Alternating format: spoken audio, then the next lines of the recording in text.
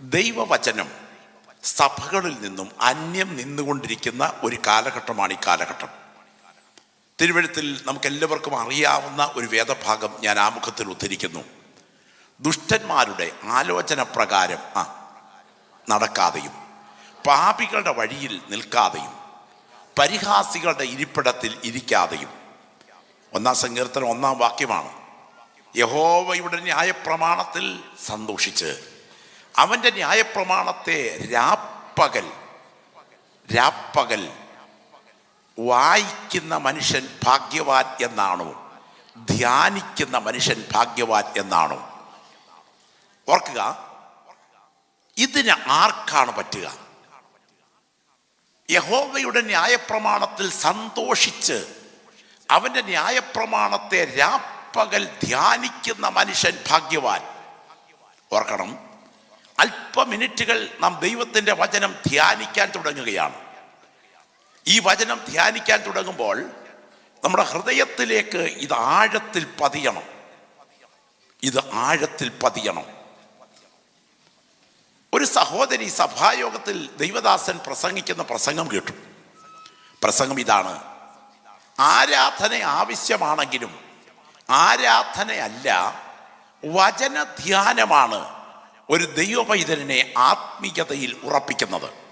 അതുകൊണ്ട് വചനത്തിൽ ഉറച്ചാൽ മുട്ടിക്ക് തീ പിടിക്കുന്നത് പോലെ ആയിരിക്കും, അല്ലെങ്കിൽ ജീവിതം കച്ചിക്ക് തീ പിടിക്കുന്നത് പോലെ ആയിരിക്കും.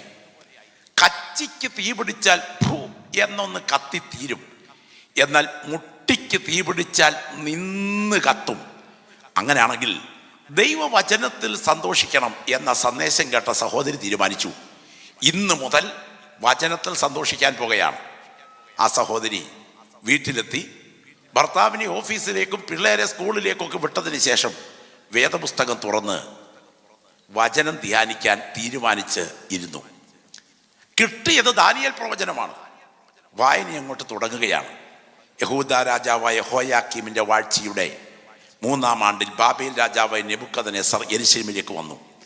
കർത്താവ് യഹൂദ രാജാവായ യഹോയാക്കീമിനെയും ദൈവത്തിൻ്റെ ആലയത്തിൽ പാത്രങ്ങൾ ചിലതിനെയും അവൻ്റെ കയ്യിൽ ഏൽപ്പിച്ചു.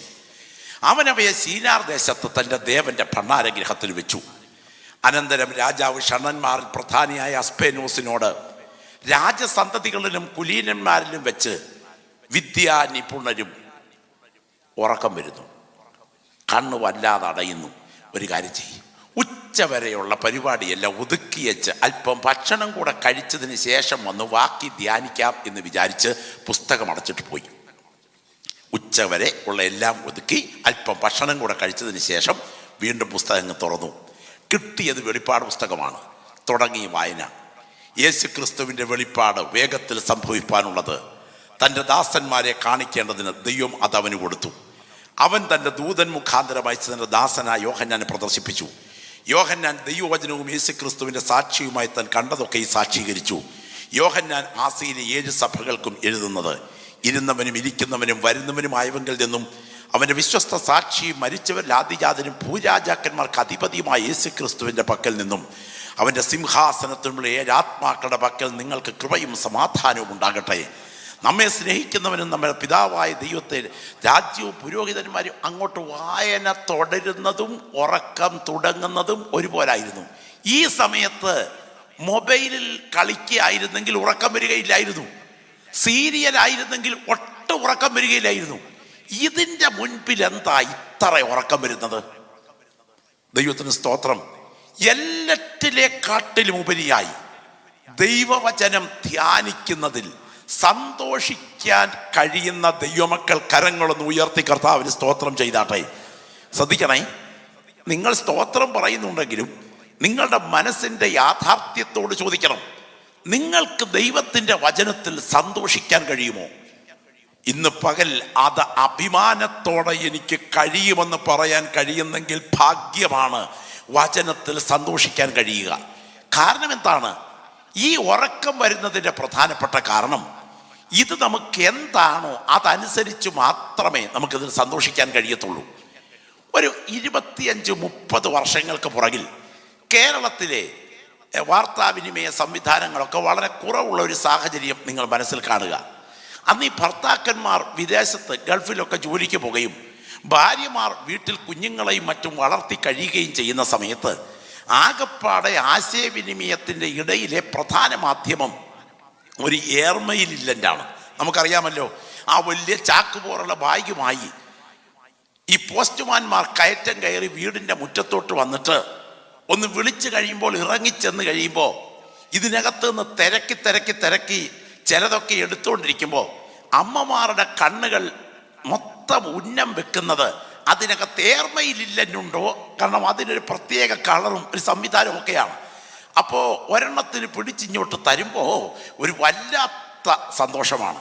സ്തോത്രം. പിന്നെ ഇത് കിട്ടിക്കഴിഞ്ഞാൽ പൊട്ടിച്ച്, അതിനകത്തായിരിക്കുമല്ലോ ചെക്ക് ഉൾപ്പെടെ വല്ലതുമൊക്കെ വരുന്നത്, അത് പൊട്ടിച്ച് നേരെ വീടിൻ്റെ മുൻവശത്തെ ഒരു കല്ല് വല്ലതും ഉണ്ടെങ്കിൽ ആ സഹോദരി ചൂലുകൊണ്ട് മുറ്റം അടിച്ചുകൊണ്ടിരിക്കുകയാണെങ്കിൽ പോലും അത് ഒരു കയ്യിൽ ചൂലും മറ്റേ കയ്യിൽ ഈ കവറും പിടിച്ച് പൊട്ടിച്ചൊരിരിപ്പുണ്ട്.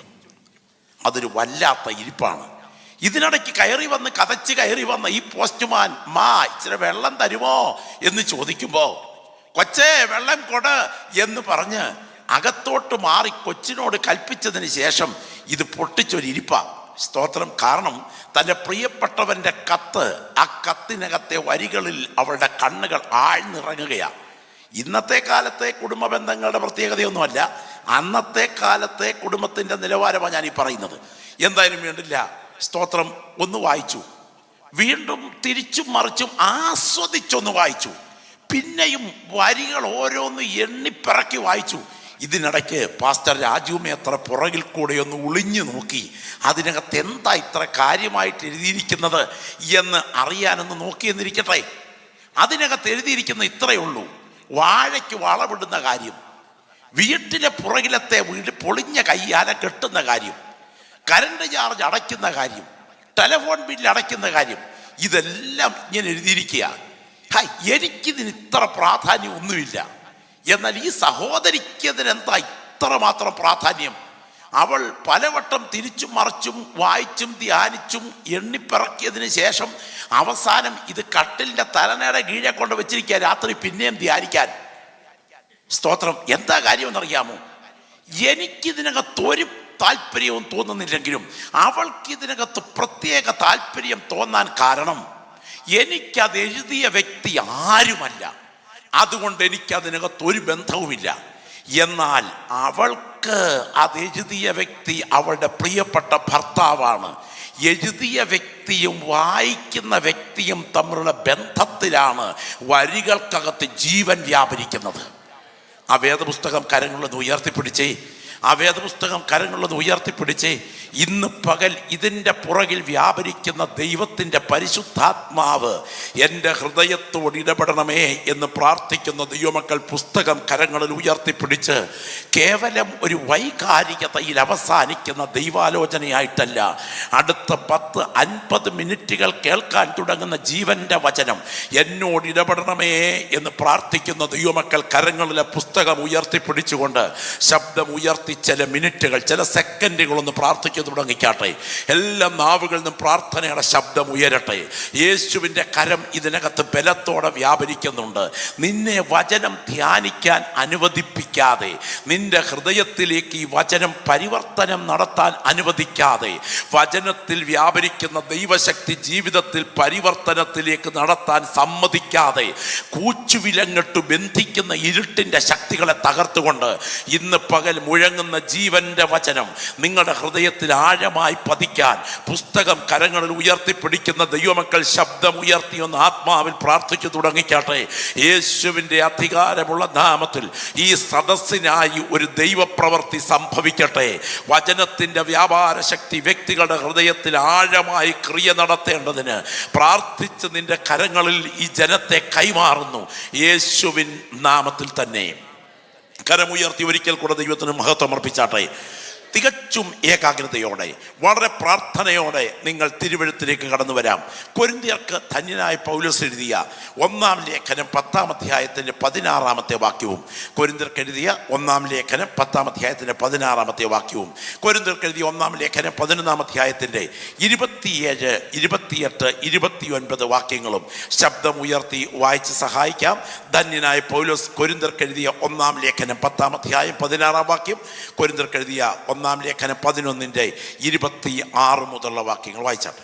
നാം അനുഗ്രഹിക്കുന്ന അനുഗ്രഹപാത്രം, നാം അനുഗ്രഹിക്കുന്ന അനുഗ്രഹപാത്രം ക്രിസ്തുവിന്റെ രക്തത്തിന്റെ കൂട്ടായ്മയല്ലയോ? ക്രിസ്തുവിന്റെ രക്തത്തിന്റെ കൂട്ടായ്മയല്ലയോ? നാം നുറുക്കുന്ന അപ്പം ക്രിസ്തുവിന്റെ ശരീരത്തിന്റെ കൂട്ടായ്മയല്ലയോ? ക്രിസ്തുവിന്റെ രക്തത്തിന്റെ കൂട്ടായ്മയല്ലയോ? 11-ന്റെ 27. അങ്ങനെ നിങ്ങൾ ഈ അപ്പം തിന്നുകയും പാനപാത്രം കുടിക്കുകയും ചെയ്യുമ്പോഴൊക്കെയും കർത്താവ് വരുവോളം അവന്റെ മരണത്തെ പ്രസ്താവിക്കുന്നു. വായിച്ചാട്ടെ. അതുകൊണ്ട് അയോഗ്യമായി അപ്പം തിന്നുകയോ കർത്താവിന്റെ പാനപാത്രം കുടിക്കുകയോ ചെയ്യുന്നവനൊക്കെയും കർത്താവിന്റെ ശരീരവും രക്തവും സംബന്ധിച്ച് കുറ്റക്കാരൻ ആകും. മനുഷ്യൻ തന്നെത്താൻ ശോധന ചെയ്തിട്ട് വേണം ഈ അപ്പം തിന്നുകയും പാനപാത്രത്തിൽ നിന്ന് കുടിക്കുകയും ചെയ്യുവാൻ. തിന്നുകയും കുടിക്കുകയും ചെയ്യുന്നവൻ ശരീരത്തെ വിവേചിക്കാഞ്ഞാൽ തനിക്ക് ശിക്ഷാവിധി തിന്നുകയും കുടിക്കുകയും ചെയ്യുന്നു. കരങ്ങളൊന്ന് ഉയർത്തി ദൈവത്തെ ഒരിക്കൽ കൂടെ മഹത്വപ്പെടുത്തിക്കാട്ടെ. ശ്രദ്ധിക്കണേ, ഞാൻ ഇന്ന് പകൽ പ്രിയപ്പെട്ടവരുമായി പങ്കുവയ്ക്കുവാൻ ആഗ്രഹിക്കുന്ന ദൈവത്തിൻ്റെ വചനം അനുഗ്രഹം ശിക്ഷാവിധി എന്ന അതിപ്രധാനപ്പെട്ട ഭാഗമാണ്. ഒരിക്കൽ കൂടെ ഞാൻ ആ പദങ്ങൾ ആവർത്തിക്കുന്നു. അനുഗ്രഹം ശിക്ഷാവിധി. എല്ലാവരും കൂടെ ചേർന്ന് ശബ്ദം ഉയർത്തി ഒന്ന് പറഞ്ഞേ. അനുഗ്രഹം ശിക്ഷാവിധി. ഒരു വസ്തുത നിങ്ങൾ മനസ്സിലാക്കുക. ദൈവസഭയുടെ പുറകിൽ, ഈ വിശുദ്ധ മേശയുടെ പുറകിൽ 2 വിധ ശക്തികൾ ഇവിടെ വ്യാപരിക്കുന്നു. ഒന്ന് അനുഗ്രഹത്തിന്റെ ശക്തി, 2 ശിക്ഷാവിധിയുടെ ശക്തി. ഇതേറെ ഭയത്തോടെ കാലിലെ ചെരുപ്പൂരി മാറ്റിയിട്ട് തീയുടെ മുൻപിൽ മോശ നിന്നതുപോലെ കേൾക്കേണ്ട ദൂതാണ് അനുഗ്രഹത്തിൻ്റെയും ശിക്ഷാവിധിയുടെയും ശക്തി. ദൃശ്യമായ അപ്പവീഞ്ഞുകളുടെ പുറകിൽ അദൃശ്യമായ ദൈവശക്തി വ്യാപരിക്കുന്നുണ്ടോ? ഒരു പ്രധാനപ്പെട്ട ചോദ്യമാണ്. ദൃശ്യമായ വസ്തുക്കളുടെ പുറകിൽ അദൃശ്യ ശക്തി വ്യാപരിക്കുന്നുണ്ടോ? ചില മിനിറ്റുകൾക്കുള്ളിൽ കർത്താവിൻ്റെ ദാസൻ ബിജു പാസ്റ്റർ ഈ അപ്പവീഞ്ഞുകൾ ഇവിടെ വാഴ്ത്തി ദൈവജനത്തിന് പങ്കിടാൻ തുടങ്ങുകയാണ്. ഈ ദൃശ്യമായി കാണുന്ന ബേക്കറിയിൽ ഉണ്ടാക്കിയ ബ്രെഡിൻ്റെയും മുന്തിരിച്ചാറിൻ്റെയും പുറകിൽ അദൃശ്യമായ ശക്തി വ്യാപരിക്കുന്നുണ്ടോ? ഇതിനെക്കുറിച്ച് പറയുന്നു. വളരെ മുന്നറിയിപ്പോടെ പറയുകയാണ്. നാം അനുഗ്രഹിക്കുന്ന അനുഗ്രഹപാത്രം ഇത് ബ്ലെസ്സിംഗ് ആണ്, ഇത് അനുഗ്രഹമാണ്. 11-ാം അധ്യായത്തിൽ പറയുന്നു ഇത് ശിക്ഷാവിധിക്ക് ഹേതുവാകുന്നു. അങ്ങനെയാണെങ്കിൽ ഇതിന്റെ പുറകിൽ ശിക്ഷാവിധി, കണ്ടംനേഷൻ വ്യാപരിക്കുന്നു. അനുഗ്രഹം ശിക്ഷാവിധി. പ്രിയപ്പെട്ടവരെ, വളരെ ഗൗരവമായി ശ്രദ്ധിച്ചാൽ കൊരിന്ത്യർക്ക് എഴുതിയ 1-ാം ലേഖനം 9-ാം അധ്യായത്തിൽ താൻ അവസാനിപ്പിക്കുമ്പോൾ പറയുന്നൊരു ഭാഗമുണ്ട്.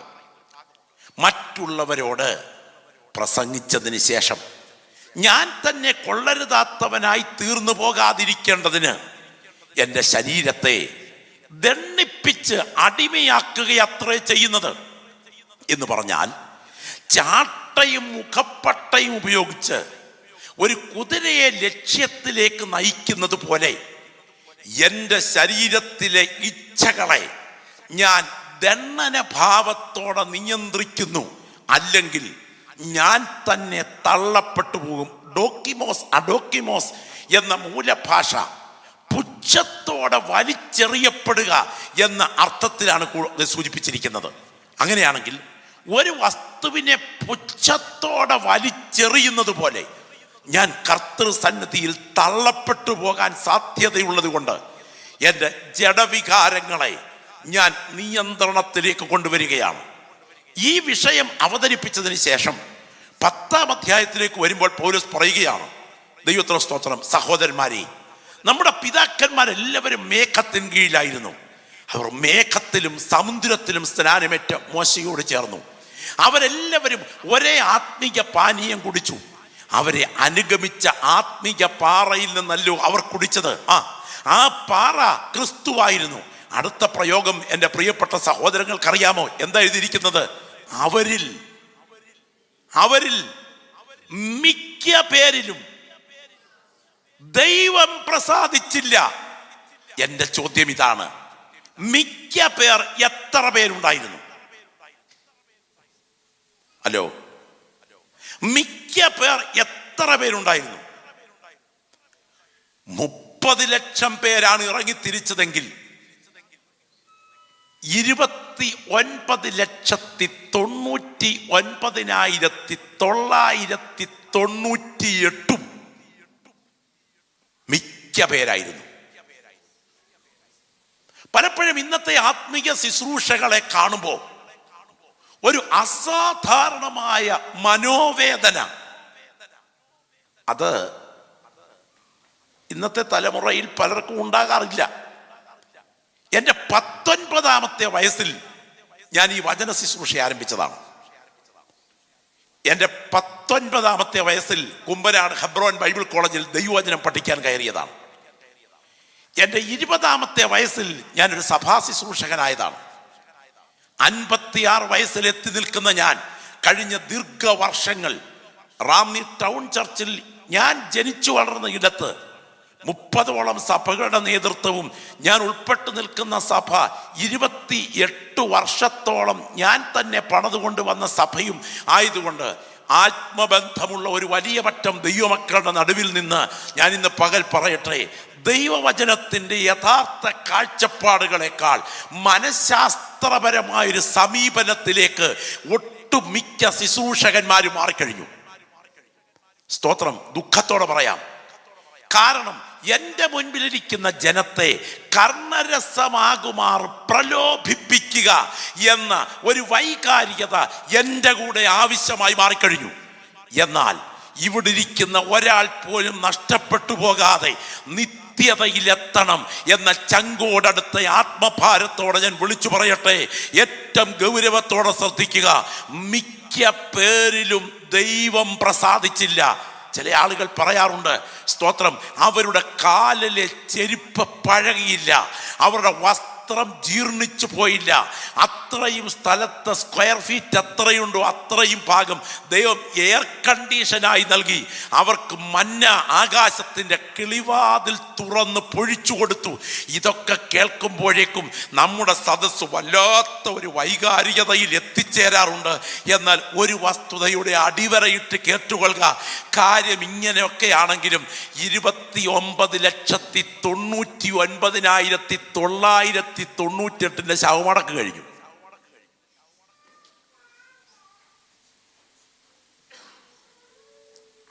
ചെറിയ കാര്യമല്ല, ഭയത്തോടെ കേൾക്കണം. എന്നിട്ട് പറയുകയാണ്, സഹോദരന്മാരെ, നാം അനുഗ്രഹിക്കുന്ന അനുഗ്രഹപാത്രം. അതിൻ്റെ അർത്ഥം ദൈവസഭയുടെ പുറകിൽ അനുഗ്രഹത്തിന്റെ ശക്തി വ്യാപരിക്കുന്നു. അടുത്തത്, സ്തോത്രം, നാം നുറുക്കുന്ന അപ്പം നാം ദൈവത്തിന് ക്രോധം ജനിപ്പിക്കുന്നവനോ, നാം അവനേക്കാൾ ബലവാന്മാരോ? അങ്ങനെയാണെങ്കിൽ കർത്താവിൻ്റെ മേശയുടെ കാര്യം പറഞ്ഞുകൊണ്ട് വരിക. കർത്താവിൻ്റെ മേശയോട് പങ്കെടുക്കുമ്പോൾ ഈ കാണുന്ന അപ്പവീഞ്ഞുകളുടെ പുറകിൽ അദൃശ്യ ശക്തി വ്യാപരിക്കുന്നുണ്ടോ? ഒരു ചോദ്യമാണ്. ദൃശ്യ വസ്തുവിന്റെ പുറകിൽ അദൃശ്യ ശക്തി വ്യാപരിക്കുമോ? നമുക്കറിയാം, പഴയ നിയമത്തിൽ സുഗന്ധലവംഗവും ഒലിവെണ്ണയും ഒക്കെ ചേർത്തുണ്ടാക്കുന്ന തൈലക്കാരന്റെ വിദ്യപ്രകാരമുള്ള അഭിഷേക തൈലമുണ്ട്. ആ അഭിഷേക തൈലത്തിന്റെ കൂട്ടിൽ ഇതുപോലെ മറ്റൊന്നുണ്ടാക്കുകയോ അന്യന്റെ ദേഹത്തൊഴിക്കുകയോ ചെയ്യുന്നവൻ ശപിക്കപ്പെട്ടവൻ. അവനെ അവന്റെ ജനത്തിന്റെ ഇടയിൽ നിന്ന് ഛേദിച്ച് കളയണം.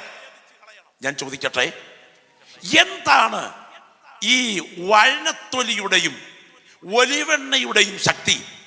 അങ്ങാടി മരുന്നല്ലേ അത്? പക്ഷേ അത് തൈലക്കാരന്റെ വിദ്യയിൽ ദൈവവ്യവസ്ഥ പ്രകാരം കൂട്ടായി മാറിക്കഴിയുമ്പോൾ അതിൻ്റെ പുറകിൽ ഒരു ശക്തി വ്യാപരിക്കുന്നുണ്ട്. ആ തൈലം, അഭിഷേക തൈലം കൊമ്പിൽ നിറച്ചുകൊണ്ട് ഒരു പ്രവാചകൻ ദാവീദിനെ അഭിഷേകം ചെയ്യുവാൻ അവന്റെ കൈകളിലേക്ക് അഭിഷേക തൈലത്തിന്റെ കൊമ്പുയർത്തിയപ്പോൾ സാധാരണ എണ്ണയല്ലത്, അതിൽ നിന്ന് പുറപ്പെടുന്ന തുള്ളി തുള്ളിയായ തൈലം അവന്റെ ശരീരത്തിലേക്ക് ഒഴുകിയിറങ്ങുമ്പോൾ അവന്റെ ഉള്ളിൽ വ്യാപരിപ്പാൻ കടന്നു വന്ന ദൈവത്തിന്റെ പരിശുദ്ധാത്മാവ് അവന്റെ അകത്തേക്ക് ബലത്തോടെ വ്യാപരിക്കുകയാണ്. ദൃശ്യ വസ്തുവിന്റെ പുറകിൽ അദൃശ്യ ശക്തി വ്യാപരിക്കുന്നു. ഭാര്യയോട്, ഭർത്താവിനോട് അവിശ്വസ്തത കാട്ടിയ സ്ത്രീയെ എങ്ങനെ കൈകാര്യം ചെയ്യണം എന്ന് സംഖ്യാപുസ്തകത്തിൽ പ്രയോഗമുണ്ട്. അവളെ ദൈവസന്നിധിയിൽ കൊണ്ടുവന്ന് യാഗപീഠത്തിന്റെ ചാരം കലർത്തിയ മിശ്രിതം ഒരു മൺപാത്രത്തിൽ പ്രതിജ്ഞയോടെ കുടിപ്പിക്കണം. അവൾ അവിശ്വസ്തയെങ്കിൽ ബലഹീനയായി മരിക്കും, വിശ്വസ്തയെങ്കിൽ അവൾക്കൊരു ദോഷവും സംഭവിക്കയില്ല. ഞാൻ ചോദിക്കുന്നു, ഈ ചാരമിശ്രിതത്തിന് എന്താ ശക്തി? ചാരമിശ്രിതത്തിന് പ്രത്യേക ശക്തിയൊന്നുമില്ല. പക്ഷേ ആ ചാരമിശ്രിതത്തിന്റെ പുറകിൽ അവളിലേക്ക് കടന്നു വരാൻ കാത്തു നിൽക്കുന്ന ഒരു അദൃശ്യ ശക്തിയുണ്ട്. ഞാൻ ഈ വചനം സംസാരിച്ചു കൊണ്ടിരിക്കുമ്പോൾ പറയട്ടെ, ചില മിനിറ്റുകൾക്കുള്ളിൽ ഇവിടെ നടക്കാൻ തുടങ്ങുന്ന ഒരു പ്രതിഭാസം. കർത്താവിന്റെ ദാസന്റെ കരങ്ങളിൽ ഈ അപ്പവീഞ്ഞുകൾ ഉയർത്തി സ്തോത്രം ചെയ്യാൻ തുടങ്ങുന്നു. ഇത് ബേക്കറിയിൽ ഉണ്ടാക്കിയ മുന്തിരിച്ചാറും ബ്രെഡുമെങ്കിലും ഇതിൻ്റെ പുറകിൽ ഒരു അദൃശ്യ ശക്തി വ്യാപരിക്കുന്നുണ്ട്. വിശുദ്ധിയോടെ ഇത് കരം നീട്ടി അനുഭവിക്കുന്ന ഒരു ദൈവപൈതലുണ്ടെങ്കിൽ നിന്റെ ശരീരത്തിലേക്ക് ഇത് അനുഗ്രഹത്തിൻ്റെ ശക്തിയായി വ്യാപരിക്കും. എന്നാൽ വിശുദ്ധി കൂടാതെ ഇതിലേക്ക് കരം നീട്ടിയാൽ ഇതിൻ്റെ പുറകിൽ ശിക്ഷാവിധിയുടെ ശക്തി വ്യാപരിക്കും. എൻ്റെ ദൈവമേ, എൻ്റെ കുടുംബം അനുഗ്രഹത്തിൻ്റെ കീഴിലാകണം, എൻ്റെ കുടുംബം ശിക്ഷാവിധിയുടെ കീഴിലാകരുത് എന്ന് കൊതിക്കുന്ന ദൈവമക്കൾ ആ വലതുകരങ്ങളൊന്ന് ഉയർത്തിപ്പിടിച്ച് ശബ്ദം ഉയർത്തി പ്രാർത്ഥിച്ച്, യെസ്, ശബ്ദം ഉയരട്ടെ. കർത്താവിൻ്റെ മേശയുടെ മുൻപിൽ നിങ്ങൾ കരങ്ങൾ നീട്ടാൻ തുടങ്ങുകയാണ്. ഒരു ബയോപ്സി റിപ്പോർട്ട് മതി നമ്മുടെ ജീവിതത്തിൻ്റെ താളം തകരാൻ. നമ്മുടെ കണ്ണൊന്ന് ഡ്രൈവിങ്ങിൽ അടഞ്ഞു പോയാൽ മതി അപകടം ആരംഭിക്കാൻ. എന്നാൽ ഇന്ന് വരെ കണ്ടിട്ടില്ലാത്ത ദൈവശക്തിയുടെ കനത്ത വ്യാപാരം നമ്മുടെ ശരീരത്തിന്മേൽ ആധിപത്യം പുലർത്തുന്ന ചില രോഗത്തിൻ്റെ ബന്ധനങ്ങളെപ്പോലും അഴിച്ചു മാറ്റിക്കൊണ്ട് അസാധാരണ ദൈവപ്രവൃത്തിയായി ഈ ശരീരത്ത് പ്രതിഫലിക്കും എന്ന ബോധ്യമുള്ള ദൈവമക്കൾ അന്യഭാഷയിൽ ആരാധിച്ചുകൊണ്ട് വേണം ഈ വിശുദ്ധ മേശയിൽ കൈനീട്ടാൻ. ഇന്ന് പകൽ കടന്നു വന്നിരിക്കുന്ന ദൈവമക്കളുടെ നടുവിൽ ആത്മനിയോഗത്തോടെ പറയുന്നു, നിന്റെ അധരം വാഗ്ദത്തം പറഞ്ഞ് ചലിക്കുന്ന പകലായി തീരണം. നിന്റെ ഉള്ളിലേക്ക് കയറി ചെല്ലുന്ന ഈ അപ്പവീഞ്ഞുകൾ ശരീരത്തിൻ്റെ സിരകളിൽ വിടുതലായി വ്യാപരിക്കുന്നത് ഇന്ന് 12 മണിക്കല്ല, ഈ ശുശ്രൂഷ നടന്നുകൊണ്ടിരിക്കുന്ന പ്രത്യേക സമയത്തായിരിക്കണം. നീ പറന്നുയരുവാൻ അനുവദിക്കാതെ നിന്റെ ശരീരത്തെ കൂച്ചുവിലങ്ങിട്ട് നിന്റെ മൺശരീരത്തെ ബലഹീനമാക്കുന്ന ഈ രോഗത്തിൻ്റെ കെട്ടുകൾ ഈ വചനത്തിൻ്റെ വ്യാപാര ശക്തിക്ക് മുൻപിൽ ഇന്ന് പകൽ അഴിഞ്ഞു മാറാൻ കൊതിക്കുന്നെങ്കിൽ പരിശുദ്ധാത്മ നിയോഗത്തോടെ ശക്തമായി പ്രാർത്ഥിച്ചു തുടങ്ങണം. എൻ്റെ മേൽ വ്യാപരിക്കുന്ന ബലഹീനതകൾ അഴിച്ചു മാറ്റാൻ കഴിവുള്ള ദൈവശക്തിക്ക് മുൻപിൽ എൻ്റെ ജീവിത പാത്രത്തെ ഞാൻ തുറന്നു വയ്ക്കുകയാണ്. നീ മുൻപോട്ട് പറക്കാൻ അനുവദിക്കാതെ, നിന്റെ വാഗ്ദത്തങ്ങൾ നിന്റെ കൈപ്പിടിയിലെത്താൻ അനുവദിക്കാതെ, നിന്റെ പ്രാർത്ഥനയുടെ മറുപടി പ്രാപിക്കാൻ അനുവദിക്കാതെ, അർഹിക്കുന്ന ആരോഗ്യം ശരീരത്തിൽ പ്രതിഫലിക്കാൻ അനുവദിക്കാതെ, സിരകളെ ബലഹീനമാക്കി ഉദ്ദേശിക്കുന്ന ലക്ഷ്യത്തിൽ നിന്റെ ജീവിത പടകിനെ അടുപ്പിക്കാൻ സമ്മതിക്കാതെ, അടിച്ചുയരുന്ന ചില കൊടുങ്കാറ്റുകളെ ബന്ധിച്ചുകൊണ്ട് ഇതുവരെ വ്യാപരിക്കാത്ത ഒരു ദൈവിക സ്വാതന്ത്ര്യത്തിന്റെ ബലം ശരീരത്തിന്റെ കോശങ്ങളുടെ മേൽ ഈ ആരാധനയ്ക്ക് നടുവിൽ കർത്താവ് പകർന്നിട്ട് ഈ വിശുദ്ധ മേശ നിനക്കൊരു അനുഗ്രഹമായി തീരത്തക്ക വിധത്തിൽ ഇത് അതിൽ തന്നെ ശിക്ഷാവിധിയായി മാറാതിരിക്കത്തക്ക വിധം ദൈവകൃപ പ്രാപിച്ച ദൈവമക്കൾ ആത്മാവിൽ ഒരുക്കപ്പെടട്ടെ. പരിശുദ്ധാത്മാവ് ഇന്ന് പകൽ പറയുന്നു, ഇത് കേവലം ഒരു ചടങ്ങല്ല, ഇതിന്റെ പുറകിൽ വ്യാപരിക്കുന്ന ദൈവശക്തിയുണ്ട്. അത് ചില വിടുതലുകൾ ചെയ്യാൻ ശക്തമാണ്. ഈ അപ്പവീഞ്ഞുകൾ ദൃശ്യമാണെങ്കിലും ഇതിന്റെ പുറകിൽ ഒരു അദൃശ്യ ശക്തി വ്യാപരിക്കുന്നു. ഞാന് ഇവിടെ കടന്നു വന്നിരിക്കുന്ന ഇവങ്ങളോട് ചോദിക്കട്ടെ, അപ്പോ അദൃശ്യ ശക്തി അങ്ങനെ വ്യാപരിക്കുന്നുണ്ടെങ്കിൽ അധികം വരുന്ന അപ്പവീഞ്ഞുകൾ എവിടെയെങ്കിലും പോയാൽ കിടന്നാൽ അവിടെ ശക്തി വ്യാപരിക്കുമോ? പ്രിയപ്പെട്ടവരെ, ഇതിന്റെ കോശങ്ങളിൽ വ്യാപരിക്കുന്ന ശക്തിയല്ല, ഇതിന്റെ പ്രതിനിധീകരണത്തിൽ വ്യാപരിക്കുന്ന ശക്തിയാണ്. അനുഗ്രഹം, ശിക്ഷാവിധി, ഈ രണ്ട് പ്രയോഗങ്ങൾ മറക്കരുത്. ഞാൻ എന്ത് പറഞ്ഞു വന്നെന്ന് പറയാം. നിങ്ങൾ നാട്ടിൽ ചെന്ന് നിങ്ങളുടെ പോക്കറ്റിൽ കിടക്കുന്ന പണം കൊണ്ട് അല്പം പച്ച തുണിയും അല്പം കാവിത്തുണിയും അല്പം വെള്ളത്തുണിയും കൂടെ വാങ്ങിച്ച് നിങ്ങൾക്ക് പരിചയമുള്ള ഒരു തയ്യൽക്കാരനെ കൊണ്ട് ഭാരത പതാക ഒന്ന് അടിച്ചു രൂപപ്പെടുത്തി അതിന് നടുക്കത്തെ അശോകചക്രത്തിന്റെ ആരക്കാലുകളും കൂടെ വരച്ച് തയ്യാറാക്കിയിട്ട് നിങ്ങളുടെ വീടിൻ്റെ അടുത്തുള്ള പോലീസ് സ്റ്റേഷന്റെ മുൻപിൽ ചെന്ന് പോലീസുകാർ നോക്കി നിൽക്കേ ഇതൊന്ന് ചവിട്ടി കീറി കാണിക്കാവൂ. അങ്ങനെ ചെയ്യാൻ തൻ്റെ ഇടമുള്ളവരാരെങ്കിലും ഉണ്ടെങ്കിൽ യോഗം കഴിയുമ്പോൾ ഒന്ന് കണ്ടേച്ചേ പോകാവൂ. സ്തോത്രം. നിങ്ങളുടെ കഞ്ഞി കൂടി കമ്പിയഴിക്കകത്താവും. നിങ്ങൾ പറയുകയാണെന്നിരിക്കട്ടെ, എൻ്റെ പോക്കറ്റിൽ കിടക്കുന്ന പണം കൊണ്ട് ഞാൻ വാങ്ങിച്ച തുണി, ഞാൻ വരച്ച അരക്കാര്, ചോദിക്കാൻ ആരാടാ? പ്രിയപ്പെട്ടവരെ, നിന്റെ പോക്കറ്റിൽ കിടക്കുന്ന പണം കൊണ്ട് വാങ്ങിച്ച തുണിയാണെങ്കിലും അത് സാധാരണ പതാകയല്ല, അത് രാജ്യത്തെ പ്രതിനിധീകരിക്കുന്ന ഒരു പതാകയാണ്. പ്രതിനിധീകരിക്കുന്ന വിഷയത്തോട് കാണിക്കുന്ന അനാസ്ഥ ഇവിടുത്തെ രാജ്യം നിന്നെ പ്രതിക്കൂട്ടിലാക്കി അഴിയെണ്ണിക്കുമെങ്കിൽ ഇന്ന് പകൽ അപ്പവീഞ്ഞുകൾ കൈകളിലെടുക്കുന്നത് വീട്ടിൽ കഴിക്കുന്ന ഭക്ഷണമല്ല, തൻ്റെ പുത്രന്റെ കാൽവറി ബലിമരണത്തിന്റെ ധ്യാനമാണ്.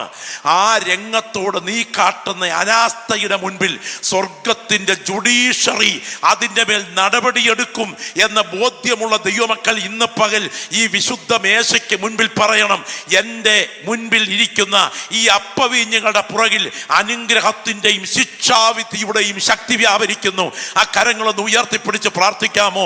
എൻ്റെ മേൽ വരരുത് ശിക്ഷാവിധിയുടെ ശക്തി, എൻ്റെ മേൽ വളർന്നു വരണം അനുഗ്രഹത്തിന്റെ ശക്തി. വലത് കരങ്ങൾ ഉയരട്ടെ. എല്ലാവരും ആത്മാവിൽ പ്രാർത്ഥിച്ചു തുടങ്ങിക്കാട്ടെ. എല്ലാ പ്രിയപ്പെട്ടവരും ഒരുപോലെ ശബ്ദം ഉയരട്ടെ. എല്ലാവരും ശബ്ദം ഉയർത്തി ഇടത്തും വലത്തും ഇരിക്കുന്നവരെ മറന്നിട്ട് നിങ്ങളുടെ കൈകൾ ഉയർത്തിപ്പിടിച്ചിട്ട് ശബ്ദം ഉയർത്തിയെന്ന് ആത്മാവിൽ പറയണം, എൻ്റെ മേൽ വരരുത് ശിക്ഷാവിധിയുടെ ശക്തി. യെസ് യെസ്, പറഞ്ഞാട്ടെ.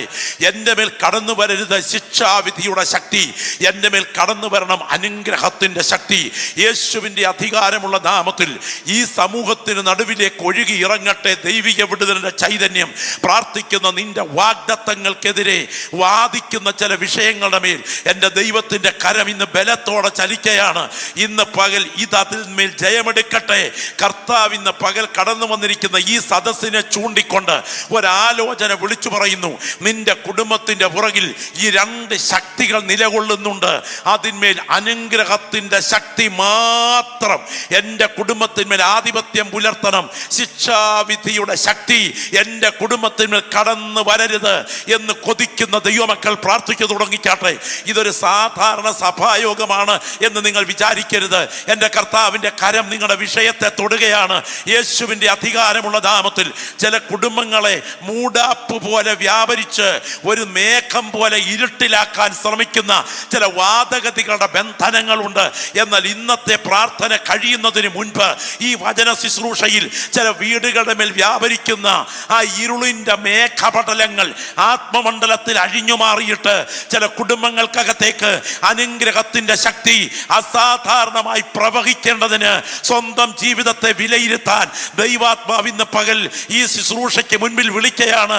ശക്തമായി പ്രാർത്ഥിച്ചു തുടങ്ങട്ടെ. എൻ്റെ കുടുംബത്തിനകത്ത് അനുഗ്രഹത്തിന്റെ ശക്തിയെ വ്യാപരിക്കാവൂ. എൻ്റെ കുടുംബത്തിനകത്ത് ശിക്ഷാവിധിയുടെ ശക്തി വ്യാപരിക്കരുത്. Glory, hallelujah, hallelujah, hallelujah. അനുഗ്രഹത്തിന്റെ ശക്തി, ശിക്ഷാവിധിയുടെ ശക്തി. ഞാൻ ഈ വചനം സംസാരിച്ചു കൊണ്ടിരിക്കുമ്പോൾ നമ്മൾ ഇന്ന് പകൽ ഓർക്കേണ്ട വളരെ ഗൗരവമായ ചിന്ത ഞാൻ പറയാം. അനുഗ്രഹത്തിന്റെ ശക്തിയും ശിക്ഷാവിധിയുടെ ശക്തിയും യാഥാർത്ഥ്യമാണ്. ഇത് ഏതൻ പൂങ്കാവനം മുതൽ മനുഷ്യകുലത്തെ പിന്തുടരുന്ന പവറാണ്. നിങ്ങൾക്കറിയാമോ, ഉൽപ്പത്തിയുടെ ആദ്യ പേജുകളിൽ ശാപം എന്ന് ഉച്ചരിക്കുന്ന ചില പ്രയോഗങ്ങളുണ്ട്. വെളിപ്പാട് പുസ്തകം 21-ാം അധ്യായത്തിന്റെ ആദ്യ വാക്യങ്ങളിൽ ഇനി ഒരു ശാപവും ഉണ്ടാകയില്ല എന്ന് പറയുന്ന പ്രയോഗമുണ്ട്. അതിന്റെ അർത്ഥം ഉൽപ്പത്തി പുസ്തകം മുതൽ വെളിപ്പാട് പുസ്തകം വരെ അനുഗ്രഹവും ശിക്ഷാവിധിയും മനുഷ്യകുലത്തിൽ ആധിപത്യം പുലർത്തുന്നുണ്ട്. അത് എൻ്റെ കുടുംബത്തിൽ ആധിപത്യം പുലർത്തരുത് എന്ന് കൊതിക്കുന്ന ദൈവമക്കൾ പ്രാർത്ഥനാപൂർവം കേൾക്കുക. നിങ്ങളുടെ കുടുംബത്തിനകത്ത് ശിക്ഷാവിധിയുടെ ശക്തി ഒഴിയുകയും അനുഗ്രഹത്തിന്റെ ശക്തി ആധിപത്യം പുലർത്തുകയും ചെയ്യുവാൻ കഴിയണമെങ്കിൽ നിങ്ങൾ ശ്രദ്ധിക്കേണ്ട അതിപ്രധാനപ്പെട്ട ചില കാര്യങ്ങളുണ്ട്. ഞാൻ 1, 2, 3 എന്ന നിലയിൽ അക്കമിട്ട് പറയാം. 1, നിങ്ങളുടെ കുടുംബത്തിൽ അനുഗ്രഹത്തിന്റെ ശക്തിയെ വരാവൂ. നിങ്ങളുടെ കുടുംബത്തിൽ ശിക്ഷാവിധിയുടെ ശക്തി വരരുത്. അങ്ങനെ ആകണമെങ്കിൽ 1, ദൈവം നിങ്ങളുടെ കുടുംബത്തിൽ വെച്ച് അധികാര സ്ഥാനത്തോട് നിങ്ങൾ വിധേയത്വം പുലർത്തുക. 2, ദൈവത്തിൻ്റെത് അപഹരിക്കൽ, മോഷണം, കള്ളസത്യം, തെറ്റായ വരുമാന മാർഗങ്ങൾ ഇവ നിങ്ങളുടെ വീട്ടിലെത്താൻ അനുവദിക്കാതിരിക്കുക. 3, വിശുദ്ധമല്ലാത്ത സെക്ഷൽ റിലേഷൻഷിപ്പുകൾ കാറ്റു വിതച്ചു കൊടുങ്കാറ്റ് കൊയ്യും എന്ന് മനസ്സിലാക്കിക്കൊണ്ട് ബോധപൂർവം അതിൽ നിന്ന് ഒഴിഞ്ഞു നിൽക്കുക. 4, അന്യാരാധനയോടും അന്യപൂജകളോടും ഭാവി ഫലം അറിയാൻ പോലും ബന്ധം പുലർത്താതിരിക്കുക. അല്ലെങ്കിൽ അത് അതിഥിയായി നിങ്ങളുടെ വീട്ടിൽ നാളെ ആ സ്പിരിറ്റ് അധികാരിയാകും. ഞാൻ വളരെ ഗൗരവമായി പറയുന്ന ഈ വിഷയം ഹൃദയത്തിന്റെ ഉള്ളിൽ ദൈവാത്മാവ് നൽകിയ നിയോഗത്തിൽ പങ്കുവയ്ക്കുന്നു. 1, നിങ്ങളുടെ കുടുംബത്തിൽ അനുഗ്രഹം വേണോ? നിങ്ങളുടെ ഭവനത്തിൽ ശിക്ഷാവിധി ഒഴിയണോ? ഇതിന് നടുവിൽ ഈ 4 പ്രധാനപ്പെട്ട കാര്യങ്ങൾ മണിക്കൂറുകൾ വിശകലനം ചെയ്യണം. ശിക്ഷാവിധി യാഥാർത്ഥ്യമാണ്. അതൊരു പക്ഷേ നിങ്ങൾ ചിന്തിക്കുന്നതിനേക്കാൾ ഗൗരവമേറിയതാണ്.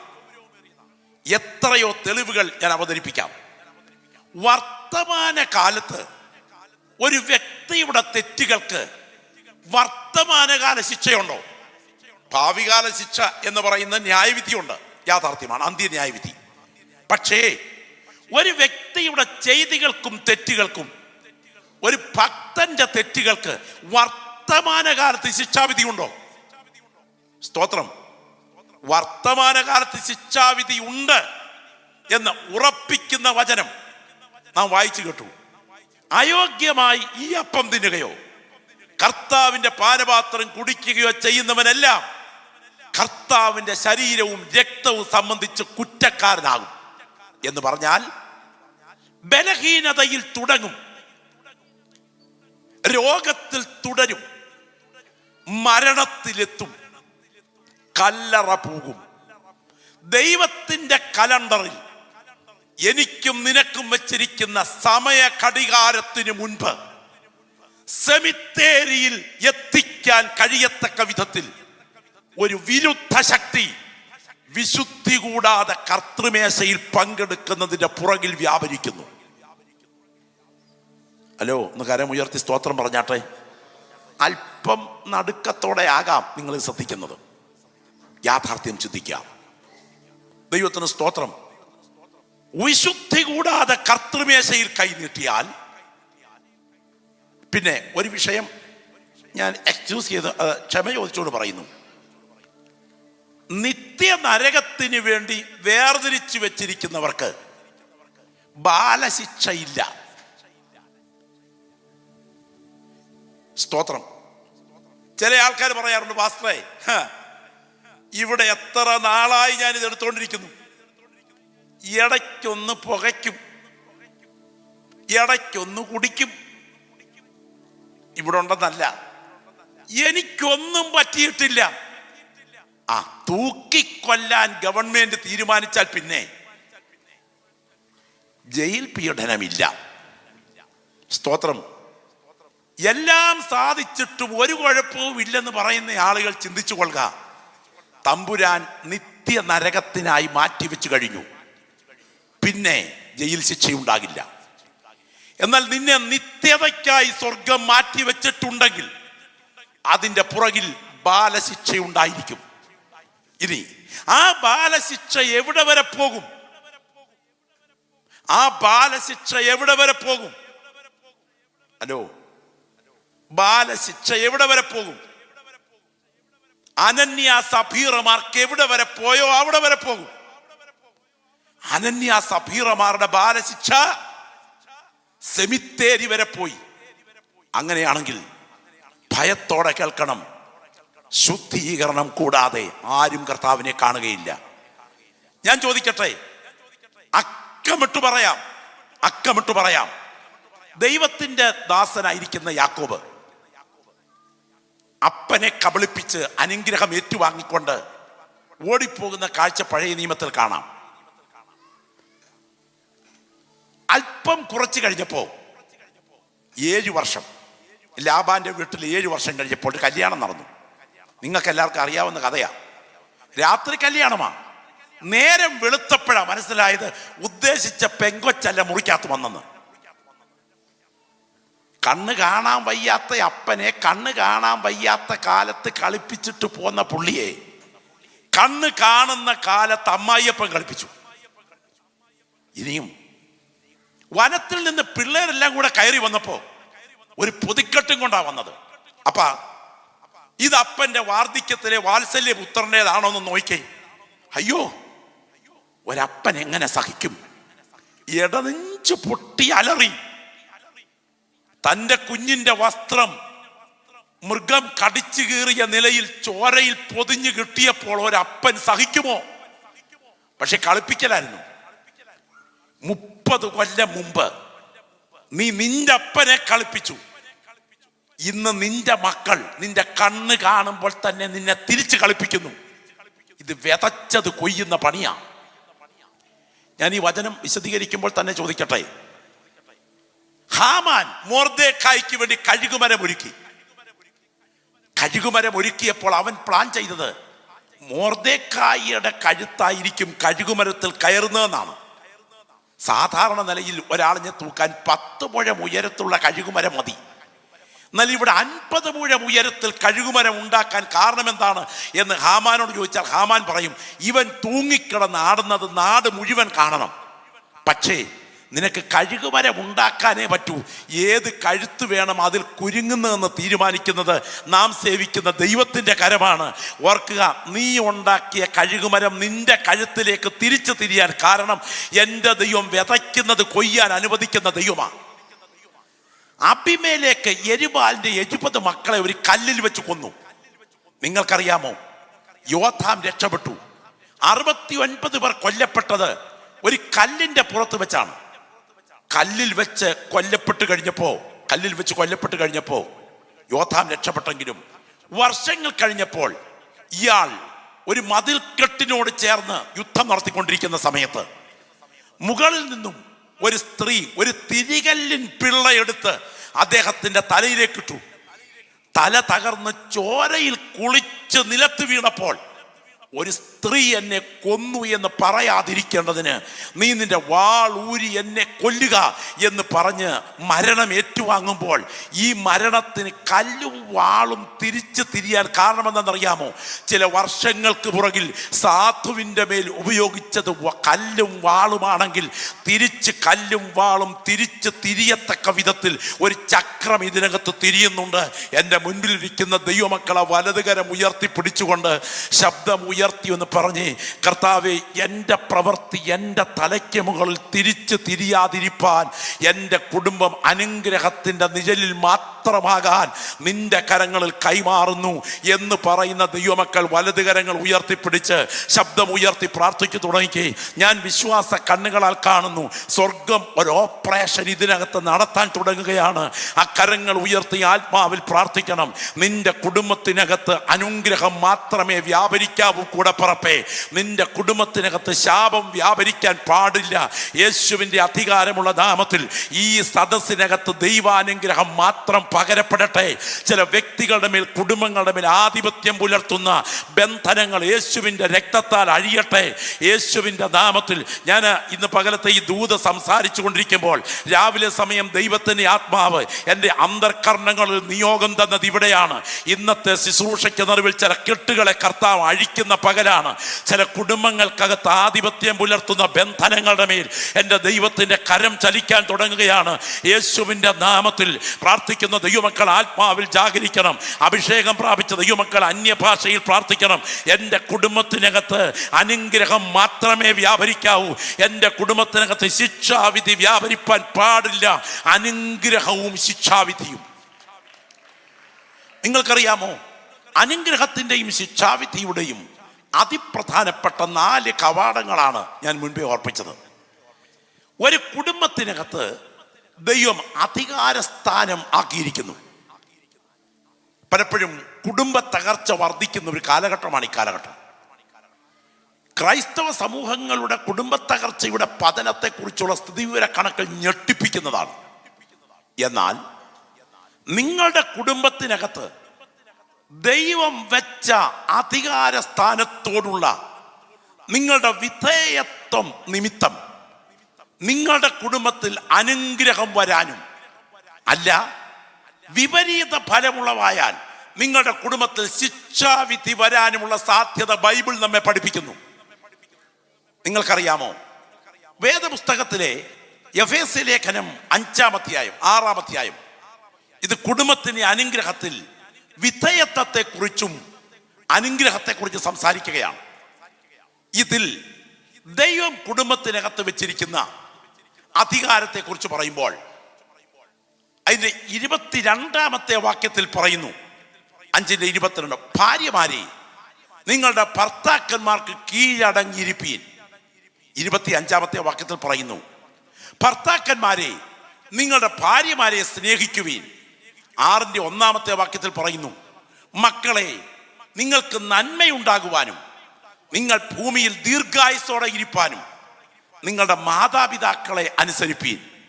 അങ്ങനെയാണെങ്കിൽ ഈ കുടുംബത്തിന്റെ ക്രമം നിങ്ങളുടെ വീട്ടിൽ തെറ്റിയാൽ, ചെവി തുറന്ന് കേൾക്കണേ, ഈ കുടുംബത്തിന്റെ ക്രമം എന്ന് പറഞ്ഞാൽ മാതാപിതാക്കൾക്ക് കീഴ്പ്പെടുന്ന മക്കൾ, ഭർത്താവിന് കീഴ്പ്പെടുന്ന ഭാര്യ. സ്തോത്രം. ഈ ഒരു ക്രമം ദൈവം വെച്ചിരിക്കുന്ന വ്യവസ്ഥയാണ്.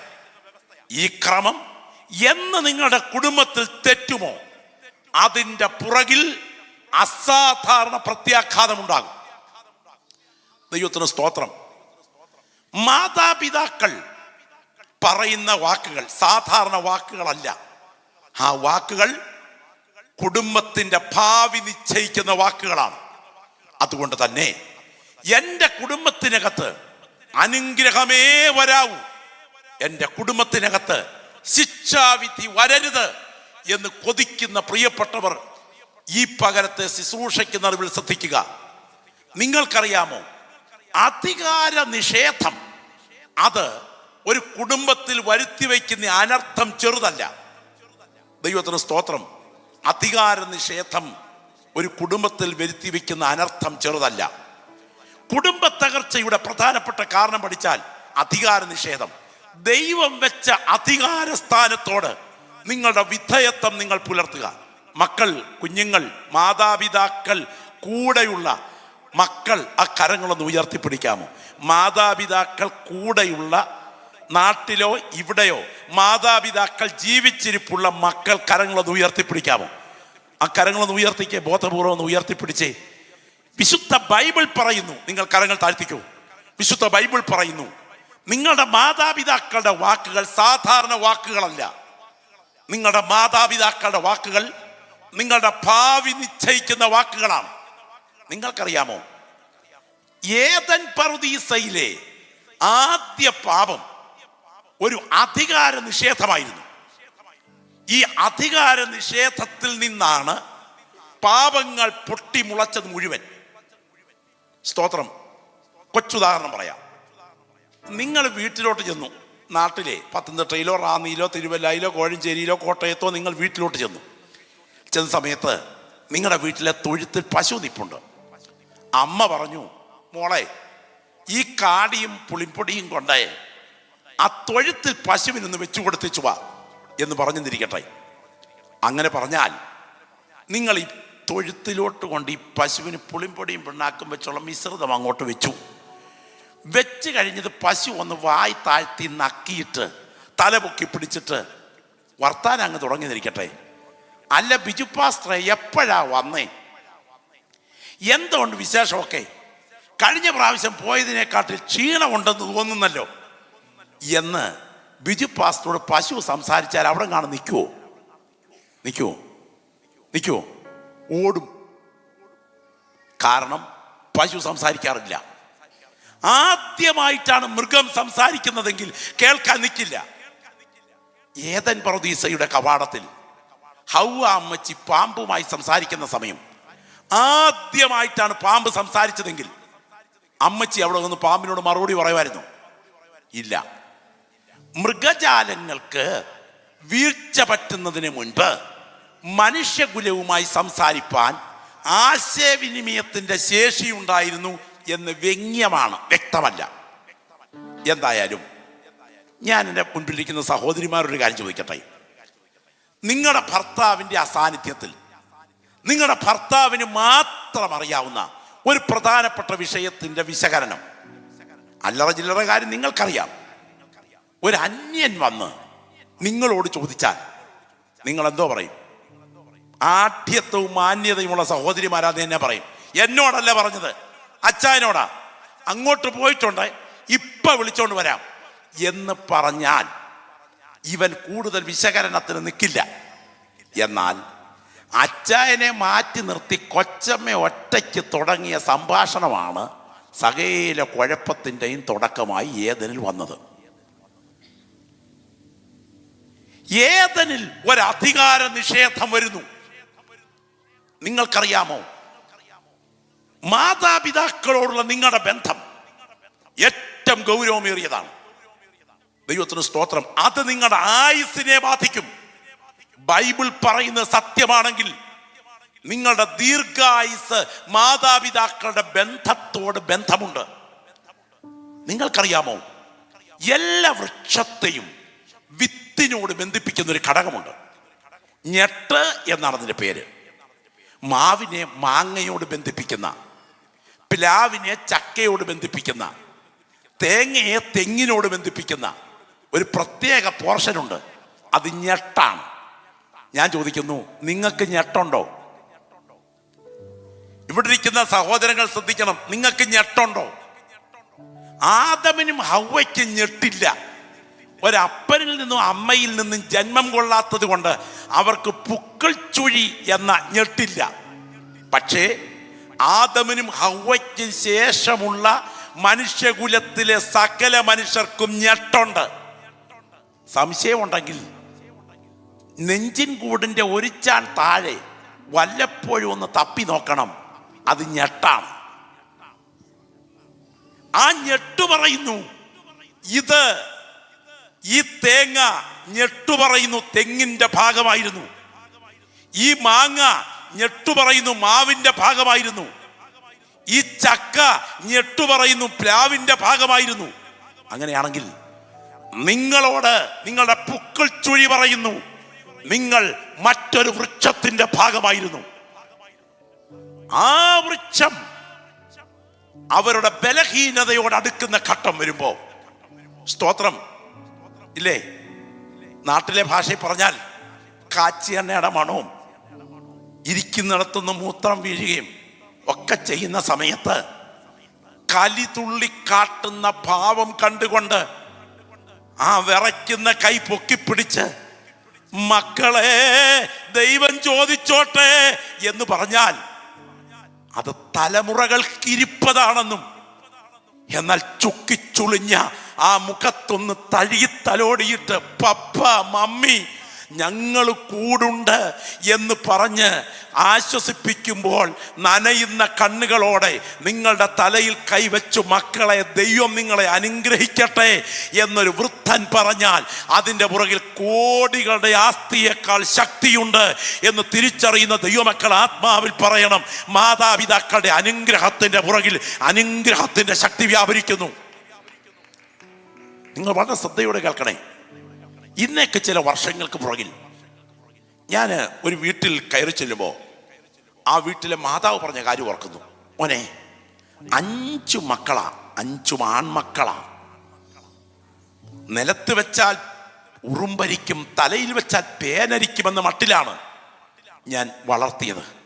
ഇളയ മകന് വിവാഹാലോചന വന്നപ്പോൾ എൻ്റെ മനസ്സിൽ മനോഹരമായ ആളത്വമുള്ളൊരു കുഞ്ഞിനെ വേണമെന്ന പ്രതീക്ഷയോടെ ഞാൻ നേതൃത്വം കൊടുത്തു.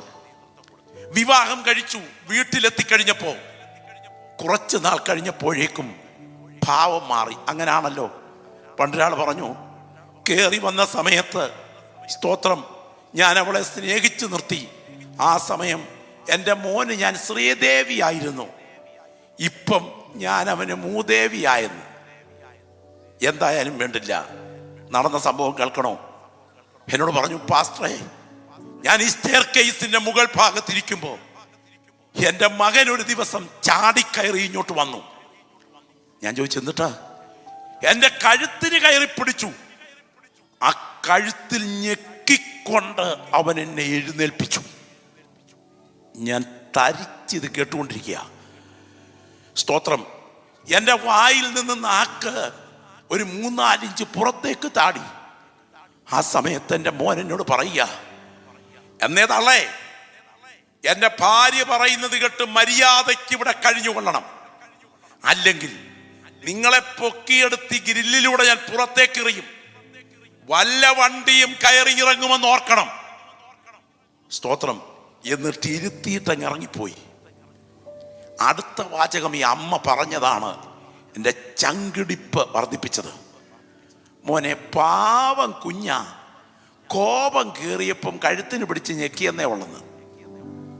ഒരു വസ്തുത ഓർക്കുക, എല്ലാ തെറ്റും ക്ഷമിക്കുന്ന ഒരു കോടതി ഭൂമിയിലുണ്ടെങ്കിൽ പെറ്റതള്ളയുടെ ഹൃദയം മാത്രമാണ് എന്ന് മനസ്സിലാക്കുന്ന പ്രിയപ്പെട്ടവർ തിരിച്ചറിയുക. ചിലതൊക്കെ കണക്ക് തീരാതിരിക്കില്ല. ചില ദിവസങ്ങൾ മുൻപോട്ട് പോയി. ഒരു ബ്രെയിൻ അറ്റാക്കിൽ ഈ അമ്മ ലോകത്തോട് ഇവിടെ പറഞ്ഞു. സ്തോത്രം. ദിവസങ്ങൾ പിന്നിട്ടു. വീട്ടിൽ ഏറ്റവും പുതിയ മോഡലിൽ ഒരു കാർ മെട്രോപൊളിറ്റൻ സിറ്റിയിൽ നിന്നും ഷോറൂമിൽ നിന്നും എടുത്തുകൊണ്ട് മകനും ഡ്രൈവറും ഹൈവേ വഴി പാഞ്ഞു വരുമ്പോൾ ഭാര്യയോട് ചോദിച്ചു, എന്താണ് വാങ്ങിച്ചുകൊണ്ട് വരേണ്ടത്? ഞാൻ ഭക്ഷണശാലയിൽ നിന്ന് വാങ്ങിച്ചുകൊണ്ട് വരാം, നീ ഒന്നും പാചകം ചെയ്യണ്ട. പക്ഷേ പൊതിഞ്ഞു കെട്ടിക്കൊണ്ട് വന്ന ആ യാത്രയിൽ ഒരു ട്രക്കുമായി കൂട്ടിയിടിച്ച് ചെതറിയ ബോഡി, ആ വീടിന്റെ അടുക്കലുള്ള ഹൈവേയിൽ വെച്ച് ചിന്നിച്ചിതറിയ ഡെഡ് ബോഡി, ഒരു ഫോട്ടോ മുകളിൽ വെച്ച് പെട്ടി കയറി വരുമ്പോൾ ഞാൻ നോക്കിയപ്പോ എൻ്റെ മനസ്സിൽ ഓടിയെത്തിയ ഒരു വാക്കുണ്ട്, എന്നേ തള്ളേ, ഈ ഗ്രില്ലിലൂടെ ഞാൻ പുറത്തേക്കെറിയും, വല്ല വണ്ടിയും കയറി ഇറങ്ങും എന്ന് പറഞ്ഞ് ഇരുത്തിയിട്ട് പോയ ആ മകന്റെ വാക്കുകൾ ആറം പറ്റും പോലെ ഭവിച്ചല്ലോ.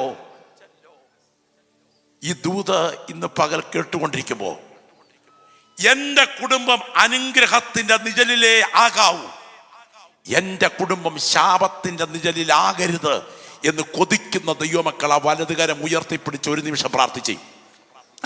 ശബ്ദമുയരട്ടെ, ശബ്ദമുയരട്ടെ. നിങ്ങൾ യേശുവേ എന്നൊന്ന് വാ തുറന്ന് ശബ്ദമുയർത്തി ആത്മാവിൽ പ്രാർത്ഥിക്കണം. എല്ലാ ദൈവമക്കളുടെയും നാവിൽ നിന്ന് പ്രാർത്ഥനയുടെ ശബ്ദം ഉയരണം. എൻ്റെ കുടുംബത്തിനകത്ത് ശാപം വാഴരുത്, എൻ്റെ കുടുംബത്തിനകത്ത് അനർത്ഥം വാഴരുത്, എൻ്റെ കുടുംബത്തിനകത്ത് പ്രാർത്ഥിക്കുന്ന ദൈവമക്കളുടെ പ്രാർത്ഥന ഉച്ചത്തിലാകട്ടെ. ചില മിനിറ്റുകൾ കൊണ്ട് എനിക്ക് മണിക്കൂറുകൾ ഇത് പറയാനുണ്ടെങ്കിലും എൻ്റെ വാക്കുകൾ ഞാൻ അവസാനിപ്പിക്കാൻ ആഗ്രഹിക്കുക. യേശുവിൻ്റെ നാമത്തിൽ ഇന്ന് പകൽ ഇവിടെ നിന്ന് ജാഗരിച്ചു കൊണ്ടിരിക്കുന്ന സമയത്ത് ചില വീടുകളുടെ ബന്ധനങ്ങളെ കർത്താവ് അഴിച്ചു മാറ്റുന്ന പകലാണ്. സ്വർഗത്തിലെ ദൈവത്തിൻ്റെ ഓമന പുത്രന്റെ കരം ഈ സഭായോഗത്തിനകത്ത് ശുശ്രൂഷിച്ചു കൊണ്ടിരിക്കുന്ന സമയത്ത് ചില വ്യക്തികളെ തൊടാൻ ആഴത്തിൽ ഇറങ്ങി വരികയാണ്. പരിശുദ്ധാത്മാവ് ചില വ്യക്തികളെ ആഴത്തിൽ വിവേചിക്കുകയാണ്. പറന്നുയരുവാൻ നിനക്ക് ചിറകുകൾ ഉണ്ടെങ്കിലും നിന്നെ പറക്കാൻ അനുവദിക്കാതെ നിന്റെ ചിറകുകളെ അരിഞ്ഞു വീഴ്ത്തുന്ന ചില അദൃശ്യ ശക്തികൾ ഇതിന്റെ പുറകിൽ വാദിച്ചുകൊണ്ട് നിൽക്കുമ്പോൾ ഇന്നത്തെ കർത്താവിന്റെ മേശ നിന്റെ മേൽ വ്യാപരിക്കുന്ന കെട്ടിനെ അഴിച്ചു മാറ്റുന്ന ഒരു ദൈവശക്തിയായി മാറണമെന്ന് കൊതിക്കുന്നുണ്ടെങ്കിൽ പരിശുദ്ധാത്മാവ് ഇന്ന് പകൽ പറയുന്നു, ആ പ്രവൃത്തി കർത്താവ് ഈ യോഗത്തിനകത്ത് ആരംഭിക്കുകയാണ്. നിന്റെ കുടുംബത്തിനകത്ത് ദൈവം വെച്ച അധികാര സ്ഥാനത്തോട് ഒരു നിഷേധാത്മകമായി പെരുമാറുന്ന പെരുമാറ്റം ഇന്ന് പകൽ ശൈലിയുടെ ഭാഗമാണെങ്കിൽ അതിനെ അടിവേരറുത്തു മാറ്റിയിട്ട് എൻ്റെ കർത്താവേ, എൻ്റെ കുടുംബത്തിനകത്ത് അനുഗ്രഹം മാത്രമേ വ്യാപരിക്കാവേ എന്ന് കൊതിക്കുന്ന ദൈവമക്കൾ ഇരിക്കുന്ന ഇരിപ്പിൽ പ്രാർത്ഥിച്ചു തുടങ്ങിക്കോ. പരിശുദ്ധാത്മാവ് നിങ്ങളോട് പറയുന്നു, ചില കെട്ടുകളെ കർത്താവ് അഴിച്ചു മാറ്റാൻ തുടങ്ങുന്നു. യേശുവിൻ്റെ രക്തത്താൽ അതിവിടെ സംഭവിച്ചു കൊണ്ടിരിക്കുന്നു. യേശുവിൻ്റെ നാമത്തിൽ സംഭവിക്കുന്നു. പരിശുദ്ധാത്മാവ് ചില വ്യക്തികളെ ആത്മാവിൽ വിവേചിക്കുന്നു. ദൈവത്തിന് ആത്മാവ് പറയുന്നു, ഈ പട്ടണത്തിൽ നീ കൈനീട്ടി ഏറ്റുവാങ്ങേണ്ട നിന്റെ കുടുംബത്തിന് ചില അനുഗ്രഹങ്ങൾ, ഈ പട്ടണത്തിൽ നിന്റെ ഭവനത്തിൽ വന്നു ചേരേണ്ട ചില നന്മയുടെ വഴികൾ, അത് നിന്റെ ഭവനത്തിൽ ഉയരുന്ന ശാപവാക്കുകൾ കൊണ്ട് മുറിച്ചു നിർത്തി ആധിപത്യം പുലർത്തുന്നെങ്കിൽ ഇന്നത്തെ ആരാധനയ്ക്കകത്ത് സ്വർഗം അതിനെ അഴിച്ചു മാറ്റിയിട്ട് നിന്റെ ഭവനത്തിനകത്ത് ഉയർന്നു നിൽക്കുന്ന ചില കാർമേഘ പടലങ്ങളെ യേശുവിൻ്റെ രക്തത്തിൻ്റെ ശക്തി അഴിച്ചു മാറ്റിയിട്ട് ഒരു അസാധാരണ സ്വാതന്ത്ര്യത്തിലേക്ക് നിന്നെ നടത്താൻ കൊതിക്കുകയാണ്. ആത്മാവിൽ നമുക്ക് പ്രാർത്ഥിക്കാം, എൻ്റെ ഭവനത്തിൽ അനുഗ്രഹമല്ലാതെ എൻ്റെ ഭവനത്തിൽ ശാപത്തിൻ്റെ ശക്തി വ്യാപരിക്കരുത്. ഗ്ലോറി, ഹല്ലേലൂയ, ദൈവത്തിന് മഹത്വം. നിങ്ങൾക്കറിയാമോ, ശ്രദ്ധിച്ചു കേൾക്കണേ, പുറത്ത് പലപ്പോഴും നമ്മുടെ കുടുംബം അനുഗ്രഹത്തിൻ്റെ ഭാഗമാണെങ്കിലും ഉള്ളിൻ്റെ ഉള്ളിൽ കുടുംബത്തോട് വ്യാപരിക്കുന്ന ചില ശിക്ഷാവിധിയുടെ ക്രമങ്ങളുണ്ട്. ഞാൻ വളരെ സമയം പോയി ഇവിടെ അവസാനിപ്പിക്കേണ്ട ടൈമായോണ്ട് ഞാൻ നിർബന്ധിക്കാനില്ല. ചില മിനിറ്റുകളൊന്ന് പ്രാർത്ഥിച്ച് അവസാനിപ്പിക്കാൻ ആഗ്രഹിക്കുന്നു. നിങ്ങൾക്കറിയാമോ, സ്തോത്രം, രണ്ട് ഭാര്യയും ഭർത്താവും എന്ന രണ്ട് വ്യക്തികൾ തമ്മിൽ ഏറ്റുമുട്ടുമ്പോൾ ആ ഏറ്റുമുട്ടൽ വൈകാരിക വിക്ഷുബ്ധതയുടേതാണെങ്കിലും അതിൻ്റെ പ്രത്യാഘാതം ഒരു ജനറേഷനെ മുഴുവൻ ബൈൻഡ് ചെയ്യുകയാണ്. അത് നിങ്ങളുടെ കുടുംബത്തിൽ സംഭവിക്കരുത്. അത് നിങ്ങളുടെ കുടുംബത്തിൽ സംഭവിക്കാതിരിക്കണമെങ്കിൽ നിങ്ങൾ സൂക്ഷിക്കേണ്ട അതിപ്രധാനപ്പെട്ട ഈ വിഷയത്തെ ഒഴിവാക്കാൻ നിങ്ങൾ ശ്രദ്ധിക്കേണ്ട, വിശുദ്ധ മേശയിലേക്ക് കരം നീട്ടാൻ തുടങ്ങുന്നു, ഒഴിവാക്കേണ്ട അതിപ്രധാനപ്പെട്ട ചില കാര്യങ്ങൾ. അതിൽ ഒന്നാമത്തെ പ്രധാനപ്പെട്ട വിഷയം, നിങ്ങളുടെ കുടുംബത്തിനകത്ത് ആത്മീയതയെ ആധിപത്യം പുലർത്താവൂ. നിങ്ങളുടെ കുടുംബത്തിനകത്ത് അനാത്മീയതയെ ആധിപത്യം പുലർത്തരുത്. ഒരിക്കൽ അർദ്ധരാത്രിയായപ്പോൾ ഒരു പാസ്റ്റർ ഫോണിലേക്ക് ഒരു കോള് വന്നു. ഒരു സഹോദരിയാണ് വിളിക്കുന്നത്. വിളിക്കുന്ന സഹോദരിയുടെ ശബ്ദം ഇതാണ്: പാസ്റ്റർ, ഇവിടെ വരെ വരണം, ഞങ്ങളെ പ്രാർത്ഥിച്ചൊന്ന് രണ്ടാക്കി തരണം, ഈ വിധത്തിൽ പോകാൻ നിവർത്തിയില്ല. നിങ്ങൾക്കറിയാമോ, പാസ്റ്റർ പറഞ്ഞു, ഇതാ ഞാൻ ഓടിയെത്തിക്കഴിഞ്ഞു, പ്രാർത്ഥിച്ച് രണ്ടാക്കി തരാം. അദ്ദേഹം ഓടിച്ചെന്ന് ഉറക്ക വസ്ത്രവുമായി കാറിൽ കയറി യാത്ര ചെയ്ത് വീട്ടിൽ ചെല്ലുമ്പോൾ രണ്ടുപേരും ആക്രമണ സ്വഭാവത്തോടെ നിൽക്കുകയാണ്. ഒരാളിൻ്റെ കയ്യിൽ കുറ്റിച്ചൂല്, മറ്റേ ആളിൻ്റെ കയ്യിൽ കാശാവ് മുട്ടം, രണ്ടും കൂടെ ചെറഞ്ഞടുക്കുകയാണ്. നിക്ക്, പ്രശ്നം എന്താന്ന് പറ, പരിഹാരം ഉണ്ടാക്കി തരാം. കൂടുതൽ പ്രശ്നമൊന്നുമില്ല, ഇങ്ങേരുമായിട്ട് ഒത്തുപോകാൻ പറ്റില്ല. യോജിപ്പിച്ചത് മാറ്റിത്തരാൻ പ്രാർത്ഥിച്ച് ശുശ്രൂഷ നടത്തിയ ആളിനെ തന്നെ വിളിച്ചതാ. അപ്പോൾ പറഞ്ഞു, ഒരു കാര്യം ചെയ്യും, മുറിക്കകത്തോട്ട് കയറണം, ഞാൻ പറയുന്ന കാര്യം അടുത്ത 45 മിനിറ്റ് ഒന്ന് ചെയ്യണം, അത് കഴിഞ്ഞ് ഇറങ്ങി വരണം, പ്രാർത്ഥിച്ച് രണ്ടാക്കാൻ പോവുക. വേദപുസ്തകം എടുത്ത് നടുക്കോട്ട് വെച്ച് കൈകോർത്ത് പിടിച്ച് നിങ്ങൾ പുസ്തകത്തിലേക്ക് വെക്കണം. എന്നിട്ട് നിങ്ങൾ പ്രാർത്ഥിക്കണം, രണ്ടായി ജീവിക്കാനുള്ള ദൈവകൃപയ്ക്ക് വേണ്ടി. 10 മിനിറ്റ് പോയി, 20 മിനിറ്റ് പോയി, 30 മിനിറ്റ് പോയി, രണ്ടുപേരും കരയാൻ തുടങ്ങി. 40 മിനിറ്റ് എത്തുന്നതിന് മുൻപ് ഇറങ്ങി വന്ന് പാസ്റ്ററോട് പറഞ്ഞു, ഞങ്ങൾക്ക് രണ്ടാകണ്ട. ഈ ദൂത് സംസാരിച്ചു കൊണ്ടിരിക്കുമ്പോൾ ഞാൻ പറയട്ടെ, കോടതിക്ക് തീർക്കാൻ കഴിയാത്തത്, പോലീസ് സ്റ്റേഷന് തീർക്കാൻ കഴിയാത്തത്, അഡ്വക്കേറ്റിന് തീർക്കാൻ കഴിയാത്തത്, സൈക്കാട്രിസ്റ്റിന് തീർക്കാൻ കഴിയാത്തത്, ഈ വചനത്തിന് തീർക്കാൻ കഴിയും എന്ന് വിശ്വസിക്കുന്നവരാണ് ഇവിടെ കടന്നു വന്നിരിക്കുന്ന ദൈവമക്കളെങ്കിൽ ഇന്ന് പകൽ ആത്മാവിൽ പ്രാർത്ഥിക്കണം. എൻ്റെ കുടുംബത്തിനകത്ത് ആത്മീയത മാത്രമേ ആധിപത്യം പുലർത്തൂ. 2, വൈകാരിക വിക്ഷോഭം നിങ്ങളുടെ കുടുംബത്തെ ഭരിക്കാൻ അനുവദിക്കരുത്. വൈകാരിക വിക്ഷോഭം നിങ്ങളുടെ കുടുംബത്തെ ഭരിക്കാൻ അനുവദിക്കരുത്. എനിക്കതിനെക്കുറിച്ച് ഒരുപാട് പറയാനുണ്ട്. 3ാമത്തെ പ്രധാനപ്പെട്ട ചിന്ത നിങ്ങൾ ശ്രദ്ധിക്കണം. സമ്പത്ത് വെട്ടിപ്പിടിക്കാനുള്ള നെട്ടോട്ടത്തിന് മുൻപിൽ നിന്റെ കുടുംബത്തിന്റെ മുൻഗണന നീ അവസാനിപ്പിക്കരുത്. ഞാനൊരു കൊച്ചു ചോദ്യം നിങ്ങളോട് ചോദിക്കുന്നു. സാമ്പത്തിക സുരക്ഷിതത്വമാണോ മാനസിക സംതൃപ്തിയാണോ കുടുംബജീവിതത്തിന്റെ വിജയത്തിന്റെ അടിസ്ഥാനം എന്ന് പറഞ്ഞാട്ടെ? മാനസിക സംതൃപ്തി. സാമ്പത്തിക സുരക്ഷിതത്വം അല്ല, മാനസിക സംതൃപ്തിയാണ് കുടുംബജീവിതത്തിന്റെ അടിസ്ഥാനം. ഒരിക്കൽ ഈ മണ്ണാർക്കാട് എന്ന് പറഞ്ഞ കേരളത്തിലൊരു സ്ഥലത്തിനടുത്ത് മലയരയന്മാരെന്ന് പറഞ്ഞ ഒരു പറ്റം ആൾക്കാർ വനത്തിനകത്ത് താമസിക്കുന്ന വനവാസികളാണ്. അവരിലൊരു മലയരയനെ പന്നി കുത്തി. ഈ പന്നി കുത്തിയ മലയരയനെ ട്രീറ്റ്മെന്റിന് വേണ്ടി കൊണ്ടുവന്നിരിക്കുക. ട്രീറ്റ്മെന്റ് കൊണ്ടുവന്നപ്പോൾ ഒരു സുവിശേഷ പ്രവർത്തനത്തിൽ ഏർപ്പെട്ടിരിക്കുന്ന ഡോക്ടർ ഇദ്ദേഹത്തിനെ ട്രീറ്റ് ചെയ്തുകൊണ്ടിരിക്കുമ്പോൾ ഇദ്ദേഹത്തോട് ചോദിച്ച ചോദ്യം ഇതാണ്: അല്ല മൂപ്പ, ഞാനൊരു ചോദ്യം ചോദിക്കട്ടെ. ഗവൺമെന്റ് നിങ്ങൾക്ക് പ്രത്യേകം ക്വാർട്ടേഴ്സ് ഒക്കെ അനുവദിച്ചിട്ടുണ്ടെന്ന് കേൾക്കുന്നു. അവിടെങ്ങാനും വന്ന് താമസിക്കരുതോ? ഈ കൊടും വനത്തിനകത്ത് ഏറുമാടം കെട്ടി അതിന്റെ മുകളിൽ കയറി ഉറങ്ങിയെങ്കിലേ സുഖമാകത്തുള്ളൂ. അപ്പോ ഈ മുറുക്കി പുളിങ്കുരു പോലെ കറുത്ത് ചുരുണ്ട കുറ്റിപ്പല്ലുകളെല്ലാം കൂടെ പുറത്തോട്ട് കാട്ടി മുഖം ഒന്ന് കോട്ടി വക്രിപ്പിച്ചുകൊണ്ട് ഈ മലയരയൻ പറഞ്ഞ മറുപടി ഒരു ഡോക്ടർ പറഞ്ഞു. ഇയാൾ പറയാ, ഈ മലയരയൻ പറയാ, തമ്പ്ര അവിടം സ്വർഗമാ തമ്പ്ര, സ്വർഗം.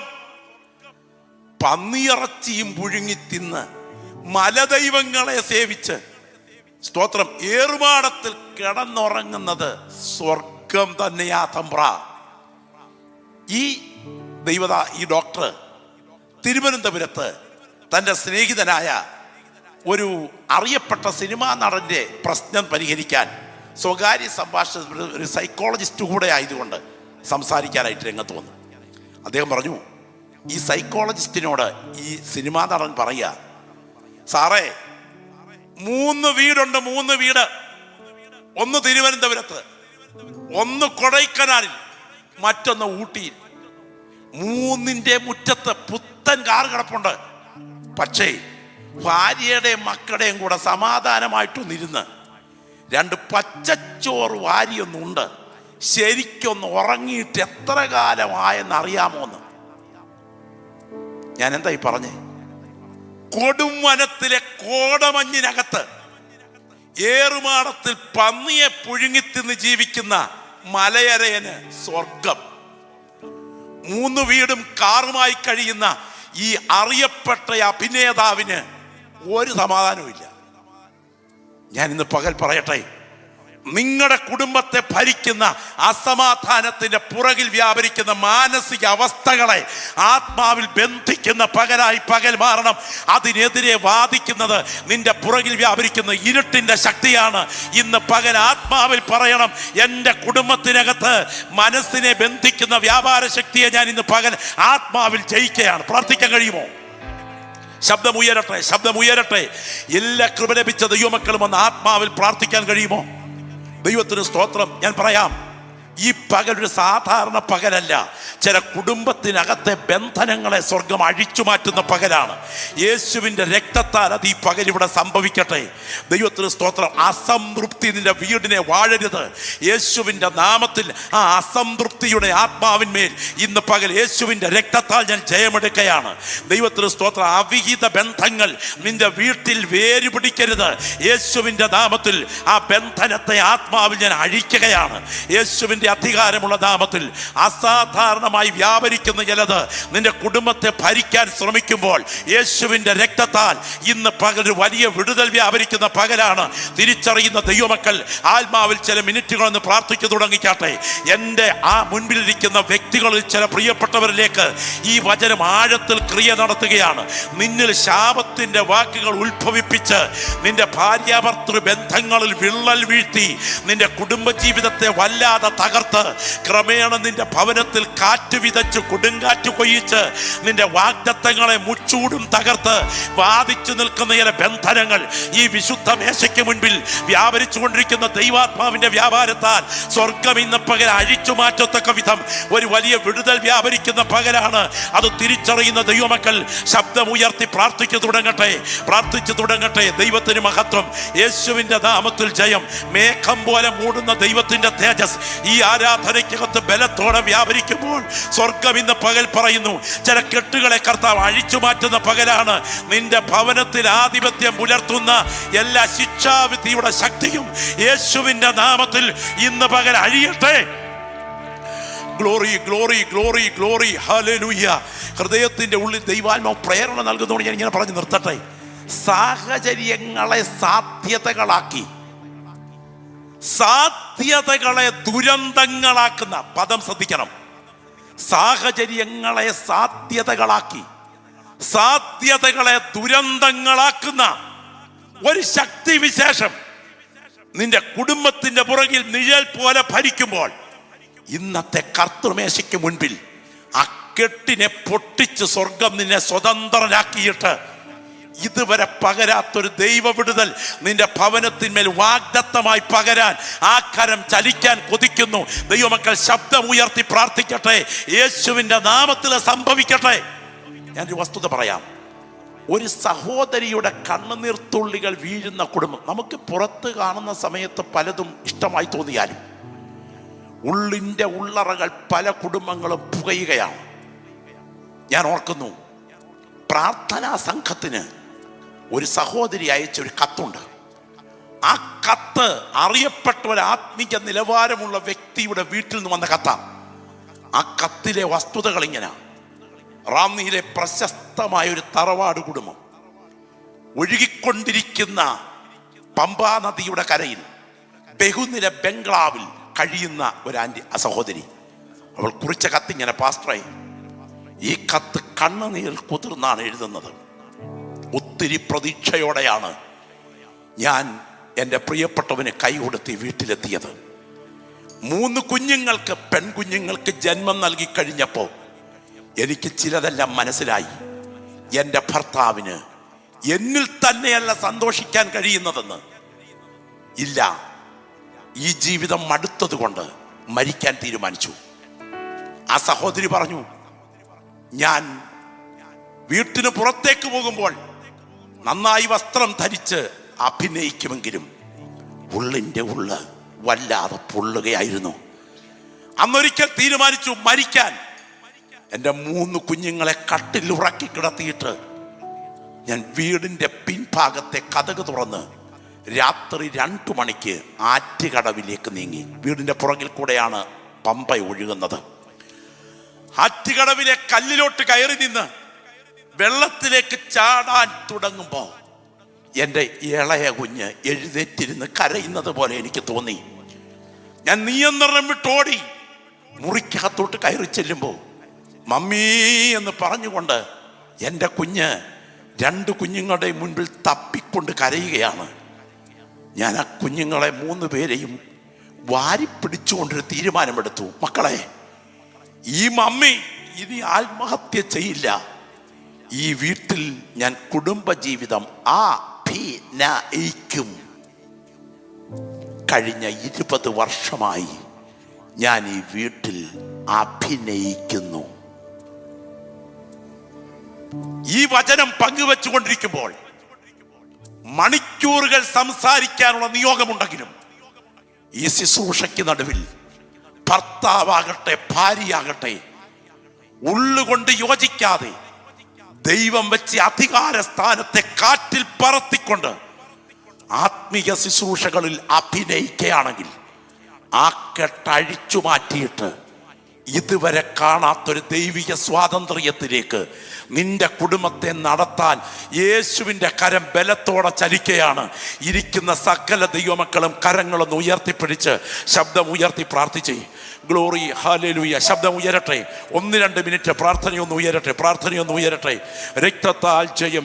ഞാൻ പ്രവചന നിയോഗത്തോടെ സംസാരിച്ച ഫാമിലി മീറ്റിങ്ങുകളുണ്ട്. ആ ഫാമിലി മീറ്റിങ്ങുകളിൽ എഴുന്നേറ്റ് വന്നിട്ട് അലറിക്കരഞ്ഞുകൊണ്ട് കർത്തൃസന്നിധിയിൽ സംസാരിച്ച രംഗങ്ങളുണ്ട്. ഞാൻ ഇന്ന് പകൽ പറയാം, എൻ്റെ ഹൃദയത്തോട് രാവിലെ സമയം പ്രാർത്ഥിച്ചു കൊണ്ടിരിക്കുമ്പോൾ ദൈവാത്മാവിൻ്റെ നിയോഗം എനിക്കുണ്ടായി. ഈ ആരാധനയ്ക്കകത്ത് ചില കെട്ടുകളെ കർത്താവ് അഴിച്ചു മാറ്റുന്ന പകലാണ്. നിന്റെ കുടുംബത്തെ നാളുകളായി ഭരിക്കുന്ന ചില ആധിപത്യങ്ങൾ യേശുവിൻ്റെ നാമത്തിൽ ആത്മാവിൽ അഴിയാൻ കൊതിക്കുന്നുണ്ടെങ്കിൽ 1 മിനിറ്റ് എഴുന്നേറ്റു നിന്ന് ചില മിനിറ്റുകൾ ജാഗരിച്ച് പ്രാർത്ഥിക്കാൻ പോകുകയാണ്. ആ 2 കൈകളും കർത്താവിങ്കിലേക്കൊന്ന് ഉയർത്തിപ്പിടിച്ചുകൊണ്ട് ശബ്ദം ഉയർത്തി പ്രാർത്ഥിച്ചു തുടങ്ങിക്കുക. ശബ്ദം ഉയരട്ടെ. ഒരു വാ പോലും അടയരുത്. നിസ്സംഗതയോടെ ഇതിനകത്ത് നിൽക്കരുത്. എല്ലാ പ്രിയപ്പെട്ടവരും 2 കരങ്ങളും ഒന്ന് ഉയർത്തിപ്പിടിച്ച് പ്രാർത്ഥിക്കണം. ശബ്ദം ഉയരട്ടെ. യേശുവിൻ്റെ അധികാരമുള്ള നാമത്തിൽ നിങ്ങളുടെ ഭവനത്തിൽ സമാധാനം വിളയാൻ അനുവദിക്കാതെ, നിങ്ങളുടെ കുടുംബത്തിന് അസ്വസ്ഥത പകരത്തക്ക വിധത്തിൽ, നിങ്ങളുടെ കുടുംബത്തിന് ആത്മീയ ഐക്യതയെ തകർത്തുകൊണ്ട് വാദിക്കുന്ന ചില ബന്ധനങ്ങൾ ഈ പ്രാർത്ഥന നടന്നുകൊണ്ടിരിക്കുന്ന സമയം ഈ സഭായോഗത്തിൽ സ്വർഗം അഴിച്ചു മാറ്റിയിട്ട് ഇതുവരെ കണ്ടിട്ടില്ലാത്ത ചില അനുഗ്രഹങ്ങൾ നിങ്ങളുടെ വീട്ടിലേക്ക് ഒഴുകി ഇറങ്ങത്തക്ക വിധം എൻ്റെ ദൈവത്തിൻ്റെ കരം ഉയരാൻ തുടങ്ങുന്നു. ഈ വിശുദ്ധ മേശ ഒരു പുതിയ അധ്യായത്തിന്റെ തുടക്കമാണ്. കരങ്ങൾ ഉയർത്തി പ്രാർത്ഥിച്ചു തുടങ്ങിക്കാട്ടെ. ദൈവത്തിന് മഹത്വം. ശബ്ദം ഉയരട്ടെ. അഭിഷേകം പ്രാപിച്ച ദൈവമക്കൾ അന്യഭാഷയിൽ പ്രാർത്ഥിച്ചു തുടങ്ങിക്കാട്ടെ. പരിശുദ്ധാത്മാവ് ചില വീടുകളുടെ നിയന്ത്രണം ഇന്ന് പകൽ ഏറ്റെടുക്കുകയാണ്. പുറത്തെന്റെ ഭർത്താവ് നല്ലവനാണ്, മറ്റുള്ളവർക്ക് മുൻപിൽ ആകർഷണീയമായി ഇടപെടുന്നവനാണ്, പക്ഷെ എനിക്കും എൻ്റെ കുഞ്ഞുങ്ങൾക്കും അദ്ദേഹം വിരുദ്ധമാണ്. പുറത്തെന്റെ ഭാര്യ നല്ലവളാണ്, ആകർഷണീയമായി ഇടപെടുന്നവളാണ്, പക്ഷെ എനിക്കും എൻ്റെ കുടുംബത്തിനും അതൊരു മുള്ളാണ്.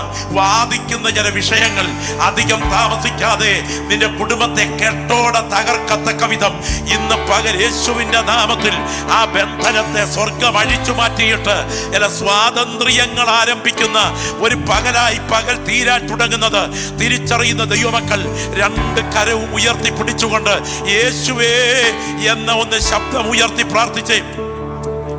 ഗ്ലോറി. പ്രാർത്ഥന ഉയരട്ടെ. ഇതിനകത്ത് നിൽക്കുന്ന ദൈവദാസന്മാർ അന്യഭാഷയിൽ പ്രാർത്ഥിച്ചു തുടങ്ങിക്കാട്ടെ. ഈ വിശുദ്ധ മേശ നിങ്ങളുടെ കൈകളിലേക്ക് വരുന്നതിന് മുൻപ് നിങ്ങളുടെ കുടുംബത്തിനകത്തെ ദൈവത്തിന്റെ ക്രമം തകർത്താൽ പിശാച് കൈകൊട്ടിച്ചിരിക്കുകയാണ്. നിങ്ങളുടെ കുടുംബത്തിനകത്തെ ദൈവിക ക്രമം തകർക്കുക, ഇതാണ് സാത്താൻ ഉദ്ദേശിക്കുന്ന പ്രധാനപ്പെട്ട കാര്യം. യേശുവിന്റെ നാമത്തിൽ ആ ക്രമം തകരരുത്. ദൈവം വെച്ചിരിക്കുന്ന ക്രമം തകരരുത്. യേശുവിന്റെ നാമത്തിൽ ദൈവം നിങ്ങളുടെ കുടുംബത്തിനകത്ത് വെച്ചിരിക്കുന്ന ദൈവിക ക്രമം തകരരുത്. സ്നേഹിക്കുന്ന ഒരു ഭർത്താവ്, കീഴ്പ്പെടുന്ന ഒരു ഭാര്യ, അനുസരിക്കുന്ന ഒരു മക്കൾ, തലമുറകൾക്കകത്ത് വാദിക്കുന്ന ക്രമം തകർത്തിട്ട് ഉയർത്തിക്കഴിഞ്ഞാൽ അതിന്റെ പരിണിത ഫലം ദുരന്തമാണ്. ഗ്ലോറി. അക്കരം 2 നെഞ്ചോടൊന്ന് ചേർത്ത് വെച്ച് ഗ്ലോറി, ഹല്ലേലൂയ. നിങ്ങളുടെ കണ്ണൊന്ന് തുറക്കണം. ഒന്ന് കണ്ണു തുറന്നേ. ഈ വേദപുസ്തകത്തിന്റെ ആദ്യത്തെ പേജുകളിൽ സാത്താൻ ആക്രമിച്ചത് ഒരു സഭയല്ല, ഒരു കുടുംബത്തെയാണ്.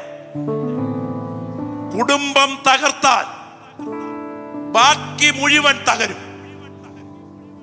പ്രാതികൂല്യം കളത്രസ്യ നരകാ നാസ്തി സംഭവ. മലയാള ഭാഷയാണ്. കുടുംബത്തിനകത്ത് പ്രതികൂലം തുടങ്ങിയാൽ വീട്ടിൽ നരക ഉറപ്പ്. എന്നാൽ ഇന്ന് പകൽ ആ കെട്ടിനെ മുഴുവൻ അഴിക്കാൻ കഴിവുള്ള ദൈവശക്തിയാണ് ഈ പ്രാർത്ഥനയ്ക്ക് നടുവിൽ ബലത്തോടെ വ്യാപരിക്കുന്നതെങ്കിൽ ആത്മാവിൽ പ്രാർത്ഥിക്കണം. എൻ്റെ കുടുംബത്തിനകത്ത് ദൈവിക ക്രമം തകരാൻ പാടില്ല. പ്രാർത്ഥിക്കാട്ടെ. ശബ്ദം ഉയരട്ടെ. ശക്തിയോടെ പ്രാർത്ഥിച്ചു തുടങ്ങിക്കാട്ടെ. ഈ വിശുദ്ധ മേശ നിങ്ങളുടെ കൈകളിലേക്ക് വരാൻ തുടങ്ങുന്നു. നിങ്ങളുടെ കുടുംബത്തിന്റെ പുറകിൽ അനുഗ്രഹം വ്യാപരിക്കണം. ഗ്ലോറി. പാസ്റ്ററെ, എനിക്ക് പ്രാർത്ഥന വേണം. എൻ്റെ കുടുംബത്തിൽ ശിക്ഷാവിധി വ്യാപരിക്കരുത്. എൻ്റെ കുടുംബത്തിൽ അനുഗ്രഹം മാത്രമേ വ്യാപരിക്കാവൂ. ഈ ശുശ്രൂഷയ്ക്ക് നടുവിൽ ഞാൻ യുവാക്കന്മാരായ ആളുകളുടെ മധ്യത്തിൽ ഒരു വാക്ക് എൻ്റെ അനുഭവത്തിൽ നിന്ന് പറഞ്ഞ് അവസാനിപ്പിക്കാം. ഡോക്ടേഴ്സ് ഇവിടെയുണ്ട്. ഞാൻ കണ്ട അസാധാരണമായൊരു സംഭവം പറഞ്ഞു നിർത്തുകയാണ്. വിവാഹത്തിൽ ഭാര്യാഭർത്താക്കന്മാർ ചെയ്യുന്ന ഉടമ്പടി ഓർമ്മയുണ്ടോ? നിങ്ങളൊക്കെ കൈപിടിച്ച് ഉടമ്പടി ചെയ്തവരല്ലേ? സുഖത്തിനും ദുഃഖത്തിനും സന്തോഷത്തിനും സന്താപത്തിനും രോഗത്തിനും ആരോഗ്യത്തിനും സമ്പത്തിനും ദാരിദ്ര്യത്തിനും ദൈവമായ കർത്താവ് അനുവദിക്കുന്ന ഏത് ജീവിത സാഹചര്യത്തിലും ഞാൻ നിന്നെ സ്നേഹിച്ചും ഞാൻ നിനക്ക് കീഴ്പ്പെട്ടും എന്ന് പറഞ്ഞുകൊണ്ട് ആരംഭിക്കുന്ന ഉടമ്പടിയില്ലേ? പക്ഷേ വിവാഹം കഴിഞ്ഞിട്ട് ദിവസങ്ങൾ കഴിയുന്നതോടെ അമ്പലത്തിലെ പൂച്ചയ്ക്ക് തേവരെ പേടിയില്ലെന്ന് കേട്ടിട്ടില്ലേ? എന്താ കാര്യം? സദസ് വന്ന് കുമ്പിട്ട് നമസ്കരിച്ചിട്ടായി പ്രതിമയുടെ മുന്നേ പോകുന്നത്. കോവിൽ അടച്ചു കഴിയുമ്പോൾ ഇതിന്റെ മിച്ചിഷ്ടം കഴിക്കാൻ പൂച്ച ഒരു വരവുണ്ട്. വരുന്നത് ഇദ്ദേഹത്തിന്റെ തലയെ കൂടെ ചാടി ഇദ്ദേഹത്തിന്റെ മടിയിൽ കൂടെ ഇറങ്ങി കിട്ടാവുന്ന നക്കി തോളെ കൂടെ ചാടി കയറി പോകും. പരിചയം കൂടുതൽ കൊണ്ട് ഈ പൂച്ചയ്ക്ക് ഈ തേവരെ പേടിയില്ല. കുടുംബത്തിനകത്ത് ദൈവിക ക്രമം തകർന്നാൽ അതിൻ്റെ പരിണിത ഫലം തലമുറകൾ ശാരീരികവും മാനസികവുമുള്ള പ്രത്യാഘാതങ്ങളുടെ പ്രതിഫലനമായി മാറും. ഭാര്യയും ഭർത്താവും തമ്മിൽ സ്നേഹം കൊണ്ട് ബന്ധിക്കപ്പെട്ടില്ലെങ്കിൽ നിന്റെ തലമുറ മുഖാന്തരം നീ കരയേണ്ടി വരും. കാരണം റിബല്യസായ ജന്മം കൊടുക്കുന്ന തലമുറ കുടുംബത്തിൽ തലമുറ ഭീകര പ്രശ്നങ്ങളായി മാറും. കർത്താവേ, കരയാൻ അവസരമുണ്ടാകാതിരിക്കത്തക്ക വിധം എൻ്റെ കുടുംബത്തെ ശാപത്തിൽ നിന്ന് വിടുവിക്കണമേ എന്ന് കൊതിക്കുന്ന ദൈവമക്കൾ വലതുകരം ഉയർത്തിപ്പിടിച്ച് ശക്തമായി നിങ്ങൾ പ്രാർത്ഥിച്ചേ, ശക്തമായി പ്രാർത്ഥിച്ചേ. സ്തോത്രം, സ്തോത്രം. പ്രാർത്ഥന ഉയരട്ടെ, പ്രാർത്ഥന ഉയരട്ടെ. ഗ്ലോറി. പരിശുദ്ധാത്മാവ് ഇന്ന് പകലത്തെ ശുശ്രൂഷയ്ക്ക് നടുവിൽ വ്യക്തിപരമായി ഇടപെട്ടുകൊണ്ടിരിക്കുകയാണ്. നിങ്ങളുടെ കുടുംബത്തിലെ ദൈവിക ക്രമം തകർന്നാൽ ഈ ശുശ്രൂഷ നിങ്ങൾക്ക് അനുഗ്രഹമല്ല. പരിശുദ്ധനായ ഞങ്ങളുടെ ദൈവമേ, ഞങ്ങൾ വിശുദ്ധ മേശയിലേക്ക് കരനീട്ടാൻ തുടങ്ങുകയാണ്. ദൈവിക ക്രമം തകരുന്ന കുടുംബങ്ങൾക്ക് നടുവിൽ എൻ്റെ മുൻപിൽ കരമുയർത്തി നിൽക്കുന്ന ഈ കുടുംബങ്ങൾ വിശുദ്ധിയിൽ പൂർണ്ണരായി ദൈവിക ക്രമത്തിൽ മുന്നേറത്തക്ക വിധം ദൈവശക്തി അവരുടെ മേൽ വ്യാപരിക്കട്ടെ. അതിന് വിപരീതമായി അവരെ ഭരിക്കുന്ന ഇരുട്ടിന്റെ വ്യാപാര ശക്തികൾ ഇന്ന് പകലത്തെ ശുശ്രൂഷയ്ക്ക് നടുവിൽ യേശുവിന്റെ നാമത്തിൽ അഴിയട്ടെ. അടയാളത്തോടുകൂടിയ ദൈവപ്രവർത്തിക്കായി ഈ സദസ്സിനെ ഞങ്ങൾ കരം വെച്ച് അനുഗ്രഹിക്കുന്നു. നിയമരക്തം ഈ കുടുംബങ്ങൾക്ക് കാവലായി വ്യാപരിക്കട്ടെ. യേശുവിൻ നാമത്തിൽ തന്നെ കരമുയർത്തി സ്തോത്രം ചെയ്യാം.